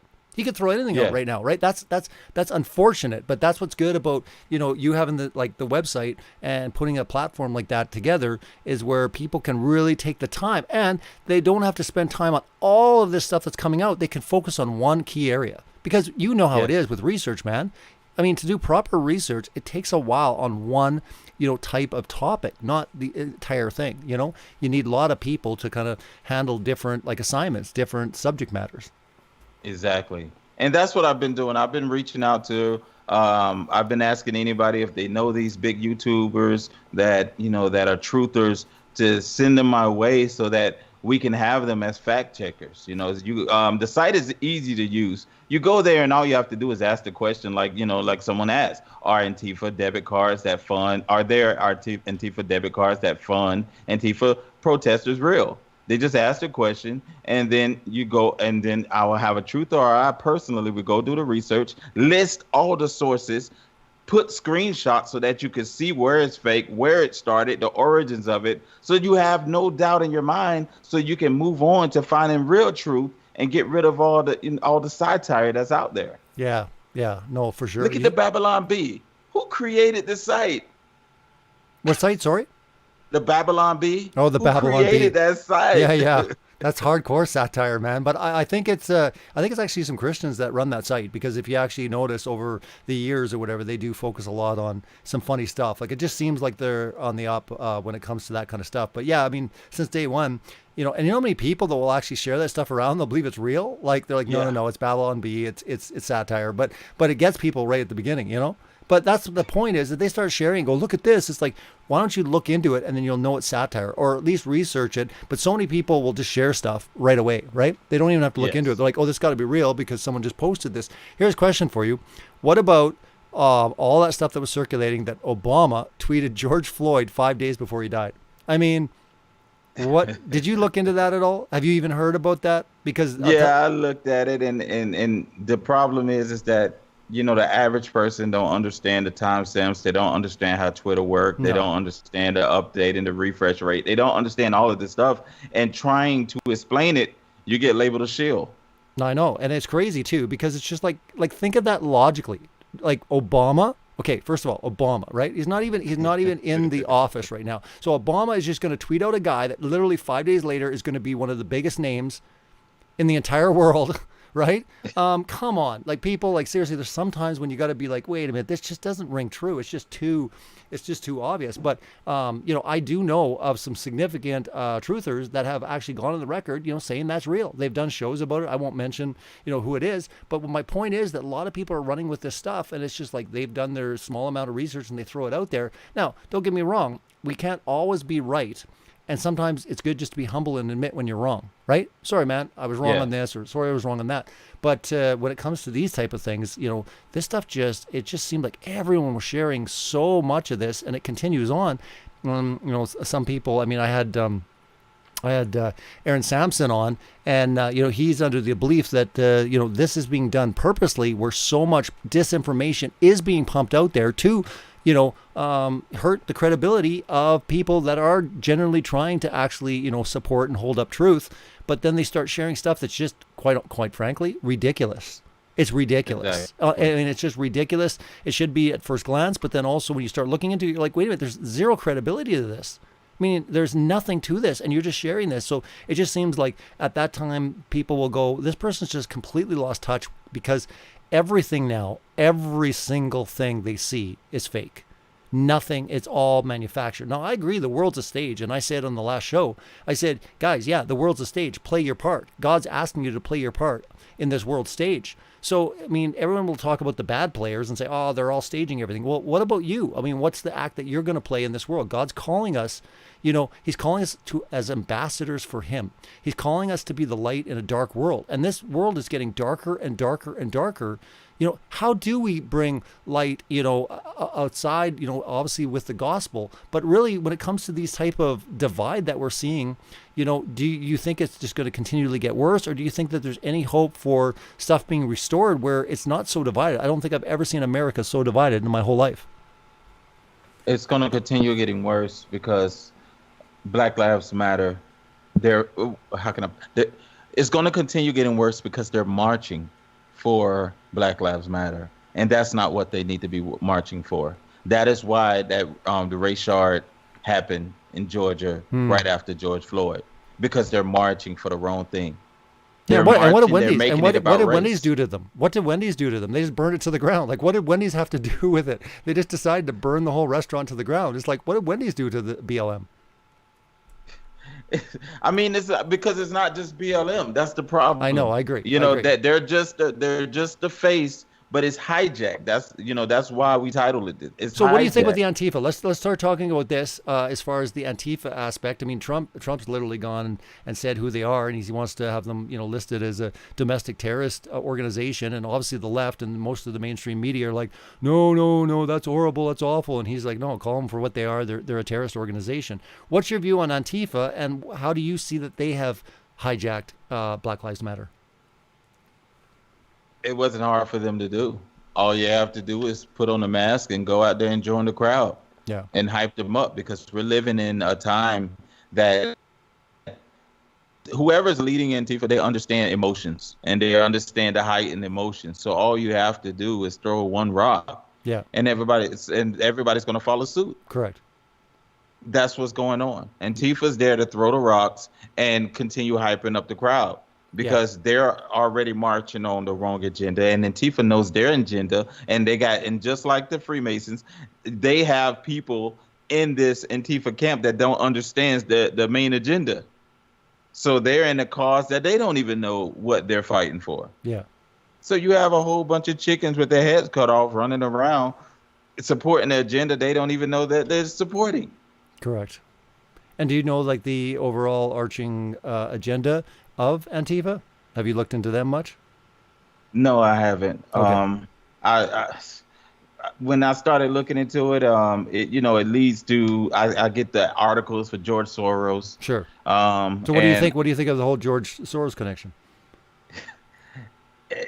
Scapegoat, maybe. Yeah, I kind of think so. I mean, he's just too like, I'm not saying he's not part of it. Sure, like that there's a connection there, but it just seems like he's just such a easy scapegoat where everyone puts their focus on George Soros, and yet the real masterminds behind even George are just running around and no one knows who they are. I mean, if you type in, Antifa and George Soros, you get nothing but a whole bunch of fact checkers, and it's false claim about George Soros, false claim about this. So he's going to end up coming out a victim. That's the scary part about it. Sure. When you have all of these truthers sharing this about George Soros, and you have all these fact checking sites, the first thing that's going to happen is you're going to have Facebook start taking your posts down. And then you're going to have CNN start trying to interview George Soros. And then you're going to come out as a victim. Like, I'm just trying to, you know what I mean? Then you're going to have this halo. And then now you've created a platform for George Soros. Correct. So this is one of the reasons I created this, because we can't continue giving these people platforms that don't need to have platforms. No, and you plan on like expanding it just to pretty much everything, like all sorts of different topics on Woke Journalist, correct? All topics, flat Earth. That's why I contacted you. I wanted to be clear so that the people don't think that Vall Owens is just sitting here giving the facts about everything. I'm reaching out to people that are qualified to speak, doctors. I have a category for COVID-19. I have a category for flat Earth, category for just history. All of these topics. So I need the people to come and ask these questions so that the facts can be put on record. Yeah, absolutely. And then you've got, certain things in development as far as you mentioned that you've been sick and tired of looking at the credibility of Wikipedia. So you're planning on putting something like that together as well, like a different type of truthing Wikipedia? Yes. When you go to the site, you now see the option of Wiki. So I just finished programming the Wiki this week. And, I got a rude awakening. It happened the last time when I tried to create a platform like this called the Library. But I got a rude awakening. I had someone, they went to PayPal and they actually asked for $4,000 that helped me get this started. They asked for the refund. And I don't know whether people understand about how PayPal works is they have 100% customer satisfaction. Yeah.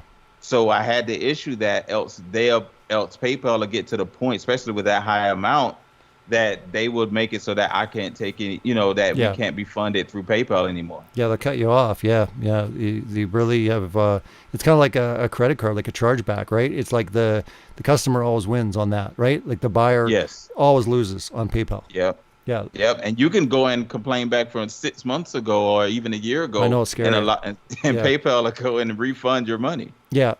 Overall, it's like on a kind of a rating system as well too. Overall, I think it works fairly well, but I agree it's got an excessive amount of favor towards the seller, or sorry, the buyer, not the seller.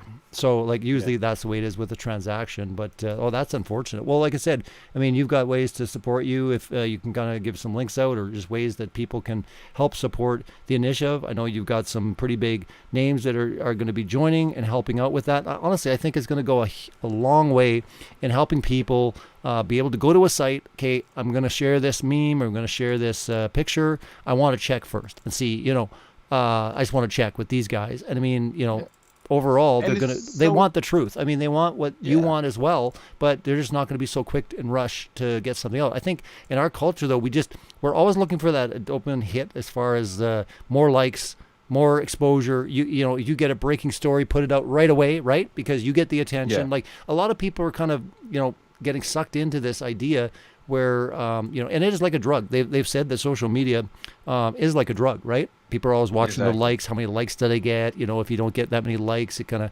affects, if you get lots, it kind of brings up your spirits, all these type of things. But yeah, people have to stop kind of and look around and say, well, what's more important? Just your credibility as far as what you're sharing. Make sure, I mean, quite honestly, you can never know 100%, but take the time, go to WokeJournalist.com, look it up, ask that question, and have a lot of people kind of vote on it or figure it out. But you're going to have some pretty credible people there that are going to be researching the bigger ones for sure. I mean, as time goes on, as it grows, all sorts of things will be looked into. But right now, the big topic ones are definitely going to be looked into, and maybe explain, what people can they apply to help out, or how does it work as far as getting good qualified people that are going to be looking into and researching properly when it comes to these topics?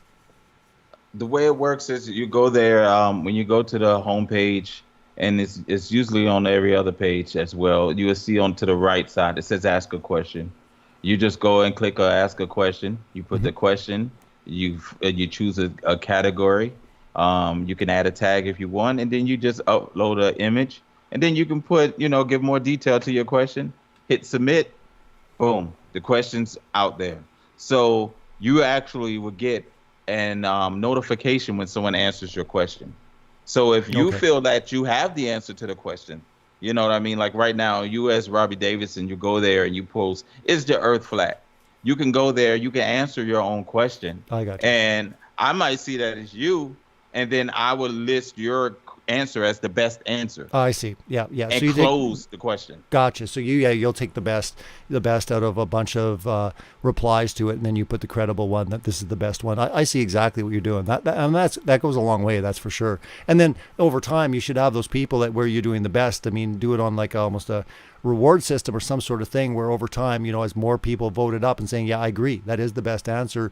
There's ways to do it where all of a sudden you can really help build up a person's credibility because they've been right multiple times. And then you've got other, fact checkers that are also good with what they're doing. Also, saying yes to that one as well too, right? I guess you got to be somewhat careful that, over time, can it be corrupted? Can multiple people, do it? But overall, I think just the notion of multiple people checking a source, and some of these things sometimes are so easy to be like, this is false, guys.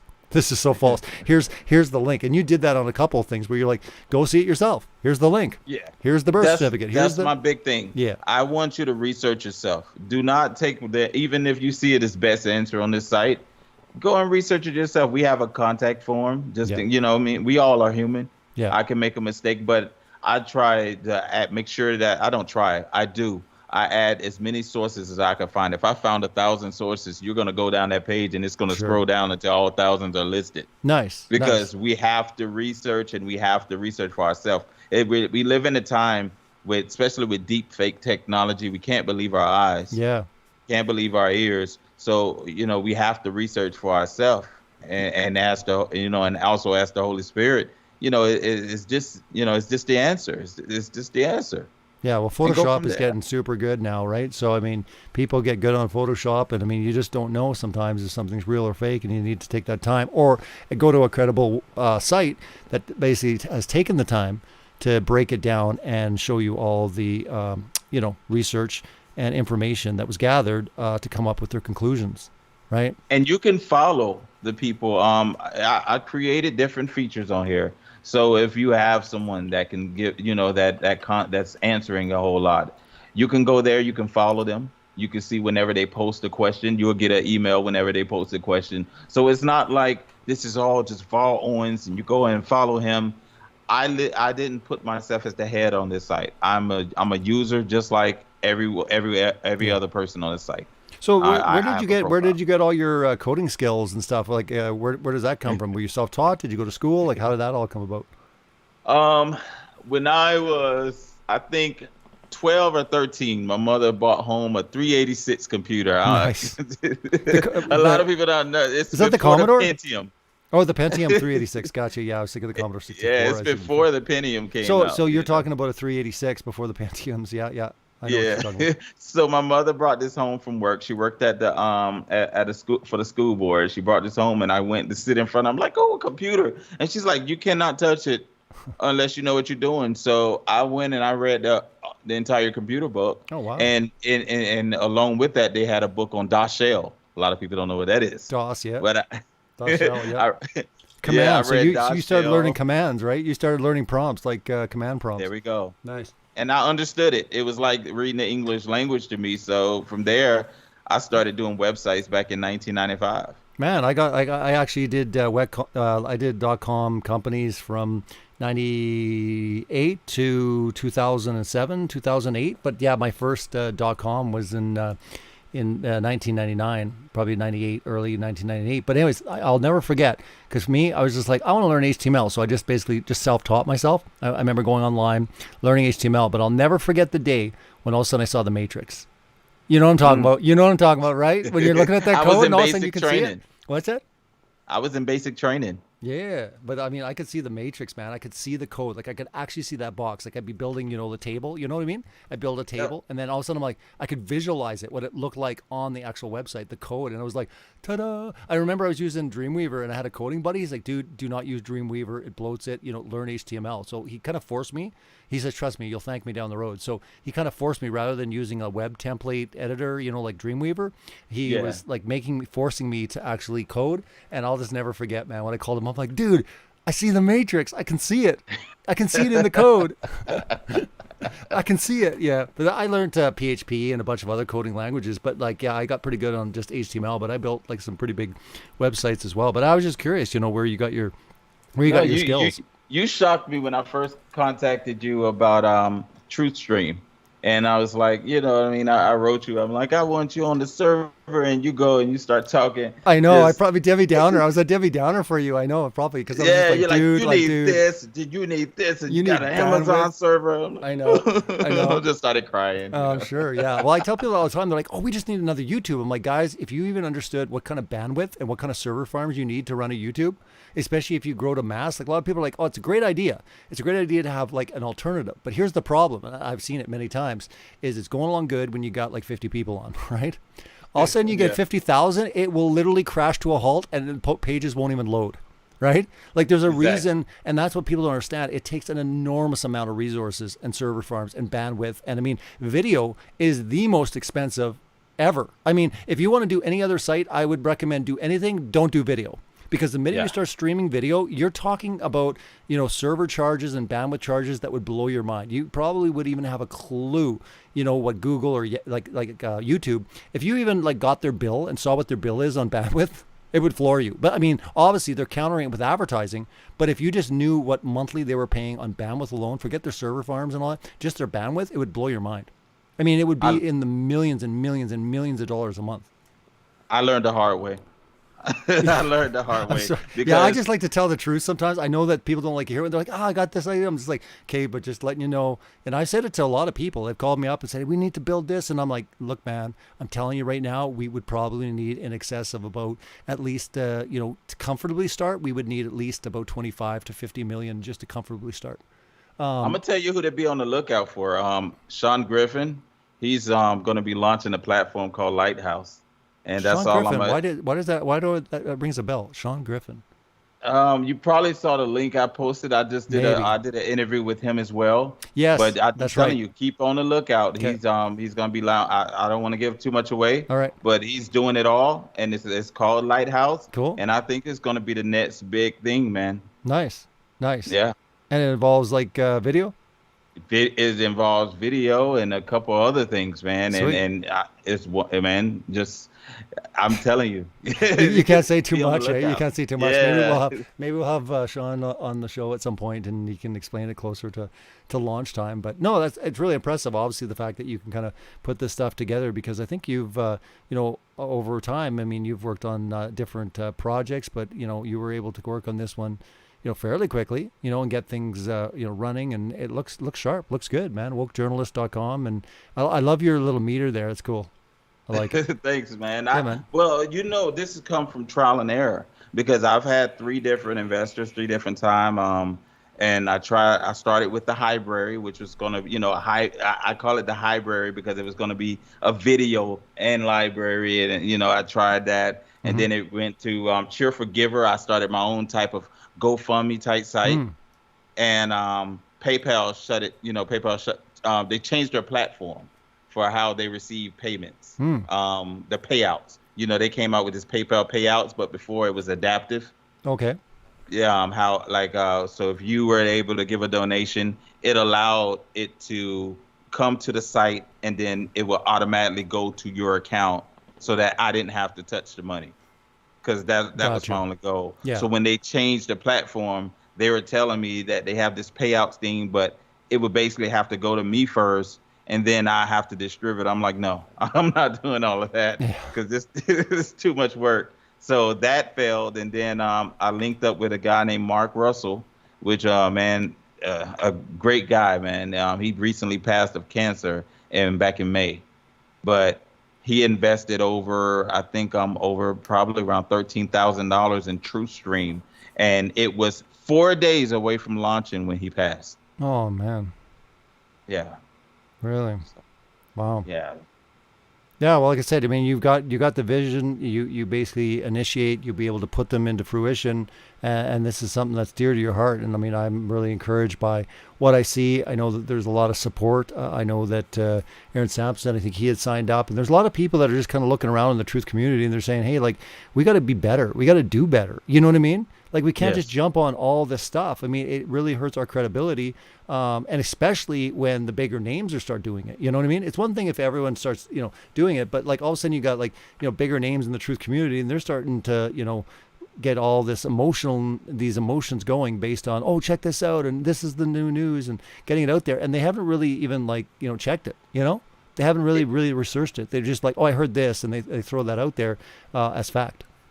I knew we needed it when this COVID-19 happened, and I think we've been friends on Facebook ever since you started your Flat Earth movement. Yeah, a long time. About 2015 is when I kind of came on the scene for Flat Earth, early 2015. So I never get aggressive on there. No one's never seen me aggressive. So when COVID-19 happened, and you were just stating the facts that you knew, and people started attacking. You saw how I came at them. It's like, dude, come on, man. We're just going with the facts. And my opinion with COVID-19 is we don't know what it is. We don't know how. There's a lot of theories out there. We don't know how how it was developed or where it was developed. But we do know it was killing people, and we know it's still harming people. My guess is China. My guess is China. From the research I've done, my guess is China. Whether they were tampering with something they shouldn't have been, or they deliberately were actually, trying to mess people up, the fact of the matter is, there's no doubt in my mind it originated from China. I mean, you can't really debate that fact. You could either go that the whole thing is just fake, it doesn't even exist, or you say it exists, where did it originate? Most people are going to just track it. You can actually see how it kind of spread. It spread from Asia, right? Like H1N1 did, like swine flu, like all these ones. It basically, it seems like Asia's, doing this, but there's a lot of suspicious things going on with the Wuhan lab, right? And all that kind of stuff. And I think, over time, truth is going to start coming out. I mean, like Trump was doing his rally today and calling it the Chinese virus, which, the media hate that. You think he's all racist when he says Chinese virus. But I mean, what's the difference between that and saying the Spanish flu? Spanish flu. Yeah, like it's so silly. It's so stupid, right? People lose their mind. I mean, oh, Trump's the biggest racist because he said that, or, this whole idea. I put up a post one day about Trump, and I said, honestly, give me one example where Trump is inherently racist. What did he say? And like most people can't even think of something. They take things out of context. I mean, you got to remember how many blacks, how many I had a guy, he pulled up the internet. He was trying, no, I'm going to show you. I'm like, okay, I'll wait.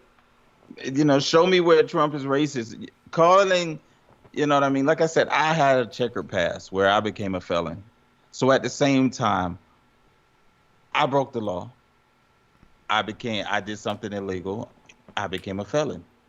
So if the law is you have to go and take a test, become a citizen, and now you can become a legal, if you don't do those things, you don't take that process, guess what? You are an illegal immigrant. Yeah. So Trump calling someone an illegal immigrant does not make him racist. No, it doesn't at all. No, it's like, would you rather come into the country legally or illegally? I mean, you have those two choices, right? It comes down to that. Now, people that are coming in illegally, they're criminals, period. Yeah. Come in legally. I mean, do you know how many people come into America every year? A lot. It's not like America's not letting people in. They're letting lots of people in. Just do it legal. Do it the right way. I mean, I think even just for your children, you should be like, yeah, we came in, we did it through the front door. We did it the legal way. Like lots of people come into the country. I'm in Canada. We have lots of legal immigrants coming in, right? Where the debate is legal versus legal, right? Mm-hmm. So it's insane. But then Trump, and then Trump would be talking about some terrorist group. They're like, oh, he hates all Muslims. He's a xenophobe or whatever, right? They come up with these names all the time. And that's the thing. It seems like in debate, people will just shut you down with just calling you a racist, calling you a bigot, calling you, a hater, calling you. It just seems like they don't even want to engage in discussion anymore. I mean, what about you though, Val? I mean, in your own family and stuff, do you see like yourself that you're taking this different approach and the way you see things? Do you get a lot of pushback based on the fact that you're not staying true to who you are, to your roots? I've heard this from a lot of my black friends that say that when you come out, you're hated. You're really hated within your own community, that they think you're a sellout or Uncle Tom. Yeah, I've had cousins block me, unfriend me. You get the little coon emoji. People send you. It was actually a black business owner. When I first announced the WokeJournalist website, him and his wife sent $2,000 each. Just so that we talked, we did a video, and screenshot and everything. But the minute my narrative with George Floyd, and then my narrative with the Atlanta case goes against theirs, they ask for a refund. Yeah. You know what I mean? And this is what happens. And this is the same thing I was talking about with Jay-Z and with the rest of them. Either you're going to stand or you're going to back up because you're afraid of what you're going to lose. You know, the platform did lose, but at the same time, I'm not going to let someone lead how I move forward, because I have my son. He watches everything. I have an oldest son. My youngest son is 4. Okay. You know what I mean? And I have my oldest son is 13. Okay. So, he watches everything I do. Mm-hmm. So it's very important that what they tell you, if you don't stand for something, you'll fall for anything. So he has to always see his father standing. Mm-hmm. Period. And one thing I love about him, he's watched me. He said, I've watched him do spelling bees. I watched him do a piano recital in front of the whole school. And I'm like, you don't get nervous? And he told me, he's like, no. He's like, what can they do? He said, you stand up, you do your thing. I can do the same thing, Dad. Nice. And that's what the goal is. Nice. And so what kind of message do you want to basically, give to, your son and your family and your children, like what kind of legacy do you want to leave, for them to remember you by and what you stood for? I want to be remembered by, my actions and the things that I do, because I've sat down with my oldest daughter and I sat down with my oldest son and I've told them in detail about my past, everything that I've done, all the mistakes that I made, the time in jail, all of those different things. And, my son is named after me. So I tell him, you got my name so that. Is he a junior? No, he's not a junior. Oh, okay. Because he has a different middle name, but he has the same first and he has the same last. Gotcha. So I say, when I look up my name, I want to be able to see the great things you've done, because, I'm not trying. I'm going to be that example for you. Yeah. So everything he does, he's like, like you said, you want me to make your name proud. So I did this, Dad. I did this. And I'm like, I always tell him I'm proud of you. Yeah. Period. That's cool. So I want to leave a legacy. The Bible instructs us to leave a legacy for our kids. And what's it like? What's it like with this is the 13-year-old. You have a 13-year-old son, correct, or is it the 4-year-old? Yes. Okay, yes. And but like for him, what's it like with his friends? Like everything that's going on. Like, does he tell you kind of what, because he's obviously a teen, right? So he's like literally moving into that age. So what's it like for him? Like with what he's seeing unfold? Like what's it like with his friends? Where does he kind of stand on things? I'm pretty sure if he haven't fell asleep, I sent him a text message to tell him I was going to be live. But nice. I think he's listening. But he's very smart. He's definitely, I don't know, even his mother says it. He got my brain. So he's a researcher. He'll call me in the middle of the night. I mean, one day he called me. He's like, Dad, I'm teaching myself Hebrew. I'm like, nice. And this was back when he was like 11. Oh, wow. And then another time he was playing Minecraft. He's like, I'm teaching myself JavaScript and coding. Nice. So he's the type of person, he's going to do his research even at his young age, and he's going to make the decision.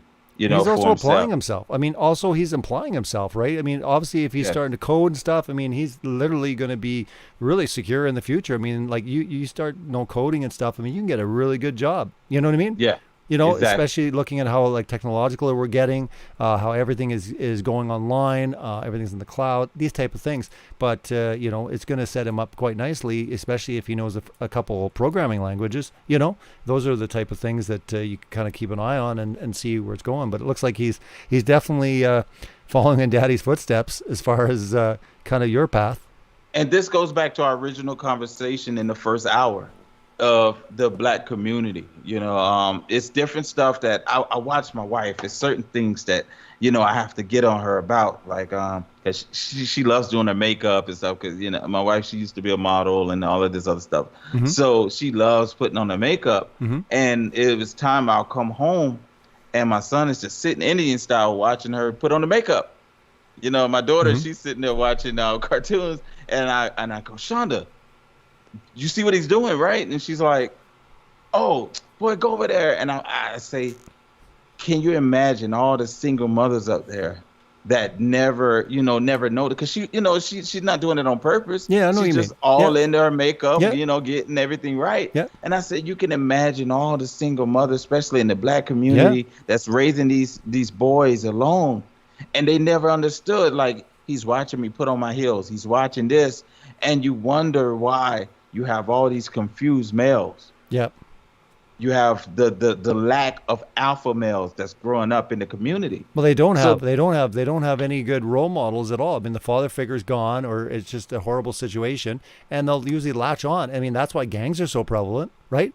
I mean, I always sit there and say, like, look, and this comes down to children and discipline. But if you don't properly, lovingly discipline your children, the gangs will, and it won't be discipline. It'll be a lot worse than whatever you could do. Overall, this idea that, like, the world's looked at it like discipline and abuse are the same thing. It's like, oh, you can't spank a child or whatever. But I mean, read the Bible. Read, good, loving discipline is a good thing, because I'll tell you one thing: if you don't do it, they're going to get a heck of a lot worse out in life. One book that helped me, Jordan Peterson's book, 12 Rules for Life and Antidote to Chaos. It's a wonderful book. And he dedicates a chapter in there just for parenting. And one thing that I never thought of that he said in that book, he says, raise a child that other adults can tolerate.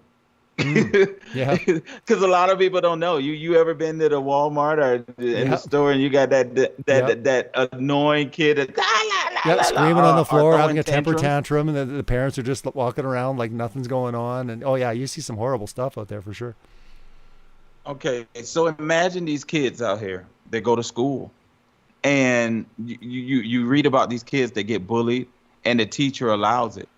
But what is going on at home is a lot of parents aren't raising children that other adults can tolerate, but you want to go work 9 to 5 and send your kids to be, under the supervision of an adult that can't tolerate them because you haven't taught them home training. Yeah.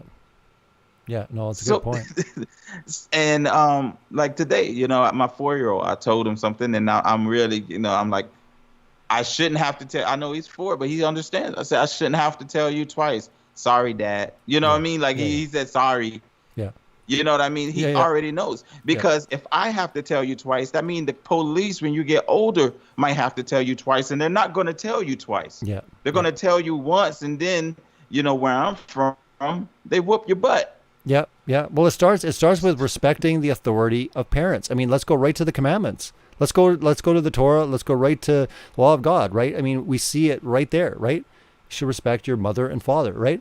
It really does start in the home. And if there's no respect there, then they're not going to respect any other authority, whether it's teachers, police. It doesn't matter. All authority is seen as, it's trivial. So yeah, it definitely starts in the home. That's why we see this as an issue with, the family unit. And I mean, this is where Satan has been at since day one, is try to destroy the family unit.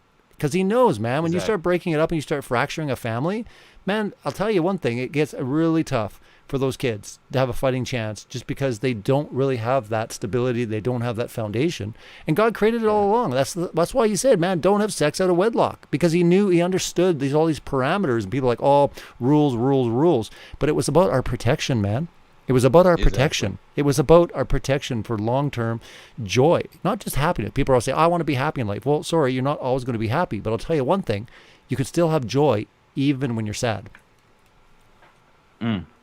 So, I mean, everyone talks about the greatest thing is happiness. It's not, man. God talked about joy, man. He talked about having a life abundantly. And that's the whole thing, is that we follow his law, when we follow his rules of engagement, man, the engagement of life, we prosper, man. We do well, and our children will do really well when they understand that. So, and again, I'm talking about this is done in love. I'm not talking about someone that's abusing their kids and beating them and, all these type of things. But I shouldn't have to, because in this day and age, man, when all of a sudden the media are saying, disciplining your children is basically abusive, that's why they're trying to twist it, man. They're trying to twist creation, globe, this, that, the other thing. Everything to do with creation and the created order of God has been twisted.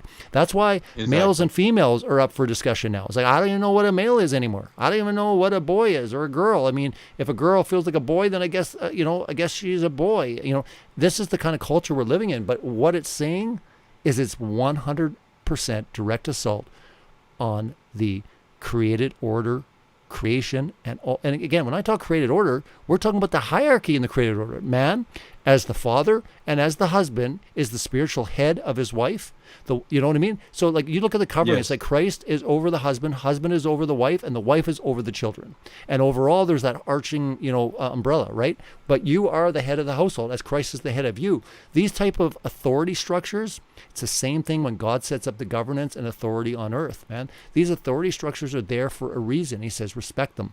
Know the hierarchy. So in the family, in the world, but it's very clear in scripture that he sets this up. And again, I think it goes a long way if we would, I always say this, man, you don't have to agree with someone to respect them, right? You can give respect. Exactly. Like you could say to an officer, you might think he is like the stupidest guy, or you think he's totally wrong. You say, I'm sorry, officer. You know how quickly that will go away, or sorry, sir. Just by saying sir at the end is giving authority, right? I mean, I don't know if your kids ever do that, like, oh, I'm sorry, dad, or whatever. But I still say it to my father. Like when I talk to you him, say, it's sir? still yes or no, sir. There you go, Yeah. right? And you know what it is? Because you can say to your father, yes, condescending. Yeah, okay. You know what? But when you say yes, sir, you can't really say that condescending. I mean, like that's giving a title and giving authority. And that's why I'll tell you one thing they'll say with police, and this is not right across the board, but you say this to a police officer, you just say, sir. Even if you don't even agree, just give him that respect of calling him sir. Yeah. It will go a long way. It will go a long way with any police officer, because instantly they already know you basically have fallen under that authority. You're giving them respect, and now they're going to proceed. And I'll tell you one thing, it would eliminate a lot of stuff that's going on. But unfortunately, what we're seeing is people thinking that all, police are out there just to abuse and do some really bad stuff. But they're dealing with people that are belligerent, throwing stuff at them, especially with these protests that have been going on and these riots. I mean, people are pelting them with bricks. I mean, I watched it for 3-4 days straight, and I watched many webcams, so I didn't get a media spin at all. I watched it firsthand, and I saw exactly how patient these police officers were for the longest time. They warned, I remember in Portland, man, they warned them 20 times before they started moving forward. And tear gas in them, They warned them 20 times. They said, like, this is time. I mean, whatever it was, the time or whatever. But I remember them, I'm like, how many times are they going to warn these guys, right? Like, they warn them, and then finally, but no one cared. They're just flipping them off, throwing stuff at them. So, yeah, I mean, eventually this is what's going to happen. But it all comes down to that rule of law. It comes down to authority. And I think we just really, as Christians, man, as believers, we have to respect authority. We don't have to agree. And there's certain ways that we can stand up, and I do believe that we should stand up, for our amendments. I think that protests are good, peaceful demonstrations, all these things are good. But we can always do it out of respect of authority. If there's certain rules, that we try to adhere to those. And quite honestly, if you look in the Bible, every time that these things occurred, it was always done under respect of authority. But they always prospered because they always were vocal, but they did it out of respect. I mean, that was the one thing that a lot of times in the Bible they were known for is, they were just so respectful. And again, sometimes they were trampled on and abused, but also God prospered them. And that's the whole thing. It's like, if God is for us, who could be against us? Yeah. I mean, it's a process, and it's how we're taught. I mean, anytime that I'm pulled over or anything, like, it haven't happened in a while, but when it do happen, I pull over. I turn off my car. I put the keys on top of my car out the driver's side window. I put the keys on top. And I place my hand on the steering wheel. And, that's something that, in the Black community that we know that we should do.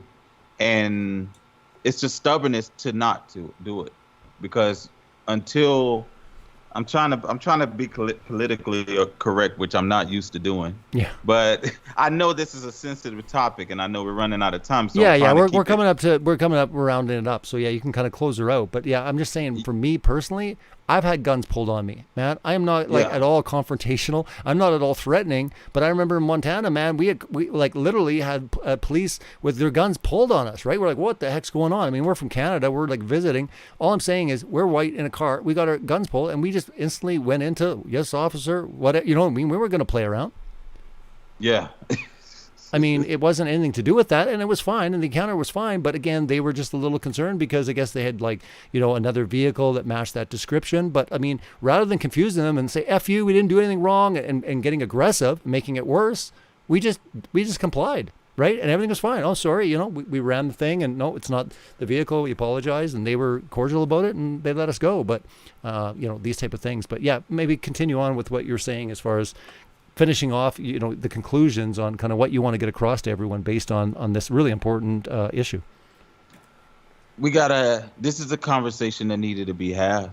And this is why, you know, Robbie and I are having this conversation, because a lot of people are tiptoeing around the conversation. We can't tiptoe through this. We have to have the uncomfortable conversation in order to bring on change. One of the reasons I didn't support Obama, because he ran on the concept of change and didn't reform anything at all. Yeah. You know what I mean? So we have to be the change. We have to stand up. We have to talk about the Black Lives Matter. We can't be afraid to talk about it. If you see that this company is running off a platform and using the people, they got $20 million off George Floyd and no one know where the money went. Come on, people, wake up. It's time to wake up. It's time to wake up to the truth. It's time to pay attention to what's going on. Division. That's all that's going on. Yeah. So we got WokeJournalist.com is to bring on the truth, so that we can no longer be confused, because the first thing Jesus told the people was, take heed that no man deceive you. Correct. Yeah. No, amen. That's awesome. And remember, you know, scripturally as well, you know, test all things, right? Make sure you kind of look at things and really test them. But I think, you know, bottom line is this, that we just need to love on people. We need to sit there and say, all life is precious, man. Stop this kind of infighting where it's like, no, not just Black Lives Matter, all lives matter, or white matter. Just sit there and say, man, life matters, man. Life is precious, man. You know, let's love one another, man. It doesn't matter what your background is, what your race is. Let's just love on each other, man. That's what we're commanded to do. It says, they will know you by your love. Right? Love, man. Just love on people, man. And that's what I'm saying. When it comes down to this discussion and all that, it's just, you just have to do that, man. That's what people respond to, is love. And again, it's going to take us sometimes looking at this stuff that's going on and just really praying for these people, because my belief is this, and this is scriptural, man. It is the God of this world, you know, Satan, that blinds the minds of the, you know, unbelieving as sons and daughters of him, sort of thing. So if that is the case, they're blinded. They can't see, man. Pray that God would open their eyes, man. Like, earnestly pray and love on them and say, Lord, you know, forgive them, Father. They know not what they do. Because I don't think they know what they do. I mean, to sit there and say that a sinner that's blinded knows what they're doing, they don't. Scripturally, they don't. Yeah. And I'll tell you one thing, that God does hear prayers, man. And we need to, like, really pray, get on our knees, intercessory, all that, man, and just say, hey, forgive them, Father. Those guys that are ripping down statues, those guys that are doing this, that are burning buildings, you know what I mean? Forgive them. They know not what they do. Like, help them, Lord. Open their eyes, you know, allow them to see. We need to really do that, because this is a spiritual war. There is no doubt, 110%, this is a spiritual war. We wage a war of principalities and powers of high places. No, it's not flesh and blood, man. It's not flesh and blood, right? And remember, the Bible is very clear when it talks about flesh and blood. Guess what, guys? Every one of us, guess what color of blood we have? Red. We're all, you know what I mean? All created in the image of God. We're all the same, man. Don't get bent out by different people's hair color, skin color, or builds or whatever. We're all human, man. We're all people, man. We're all precious in the eyes of God. And I'll tell you one thing, we should all be precious when we look at, and we should look at eternal perspective when it comes to, man, these people are looting and robbing and carrying on like this. If they die in a car accident tonight, they're in big trouble. Not because of the looting and the stealing. It's because they're blinded, man. They don't have that relationship. They don't have that love of Christ, man. We need to pray for them. We need to find unity only in him, only in Jesus Christ. Let's really go out, share the gospel, tell people the good news, man. This world is getting crazier and crazier, but the good news is he's got it all under control, man. And we can be set free by the one that is the truth, the way, the life. No one comes to the Father except through him. And that's an amazing thing, man. So just want to throw that out there. Val, man, it's been amazing to have you. Just real quick, share some links and stuff before we wrap up the show. Again, any way that people can get a hold of you, maybe help support you, talk to you a little bit more. Maybe they've got some ideas or they want to help you out financially or prayerfully. Let them know how they can get a hold of you. No problem. You can find me on Facebook, Vall Owens, VALLOWENS. WokeJournalist.com. WokeJournalist.com. Right at the top, you see Fund Us. I list how we're funded, just like Wikipedia is funded. We're funded by the people. There's no Google AdSense. There's nobody that's going to be coming telling us what we can post, what we cannot post. None of that. We're funded completely by you. So you can go to WokeJournalist.com. You click the Fund Us link, and you can keep us alive. My goal is to be out there on the scene. Everybody's talking about false flags. The goal is to turn this into a publication and to be able to go out there and be on the scene. So I just like to thank all of you guys for listening tonight. Thank you, Robbie, for having me on. Yeah, man. It's been a real blessing. We'll have you on again soon, man. Blessings to everyone. Have a good night. Same time, same place next week. It was an awesome show, man, and we will definitely get Val on down the road for more, maybe on a panel as things kind of heat up, things continue on. But like I said, man, let's keep everyone in prayer. Let's really keep the lost, the people that are really blind, that really don't have any hope. They don't have the answers. And that's the thing, man. If you're a believer and you stand firm in Jesus Christ, you do have the way, the truth, and the life. These people are scared, man. They're uncertain. They're following people that are leading them astray every day. We need to pray for them. We need to give them that voice. We are ambassadors for him. He has chosen to use us to bring people to him. What an amazing thing. Good night, everyone. We'll see you same time, same place here, Revolution Radio, also on YouTube. And we'll put on the 24/7 Flat Earth and the Bible in about 5-10 minutes. If you're on YouTube, check it out. Good night, everyone.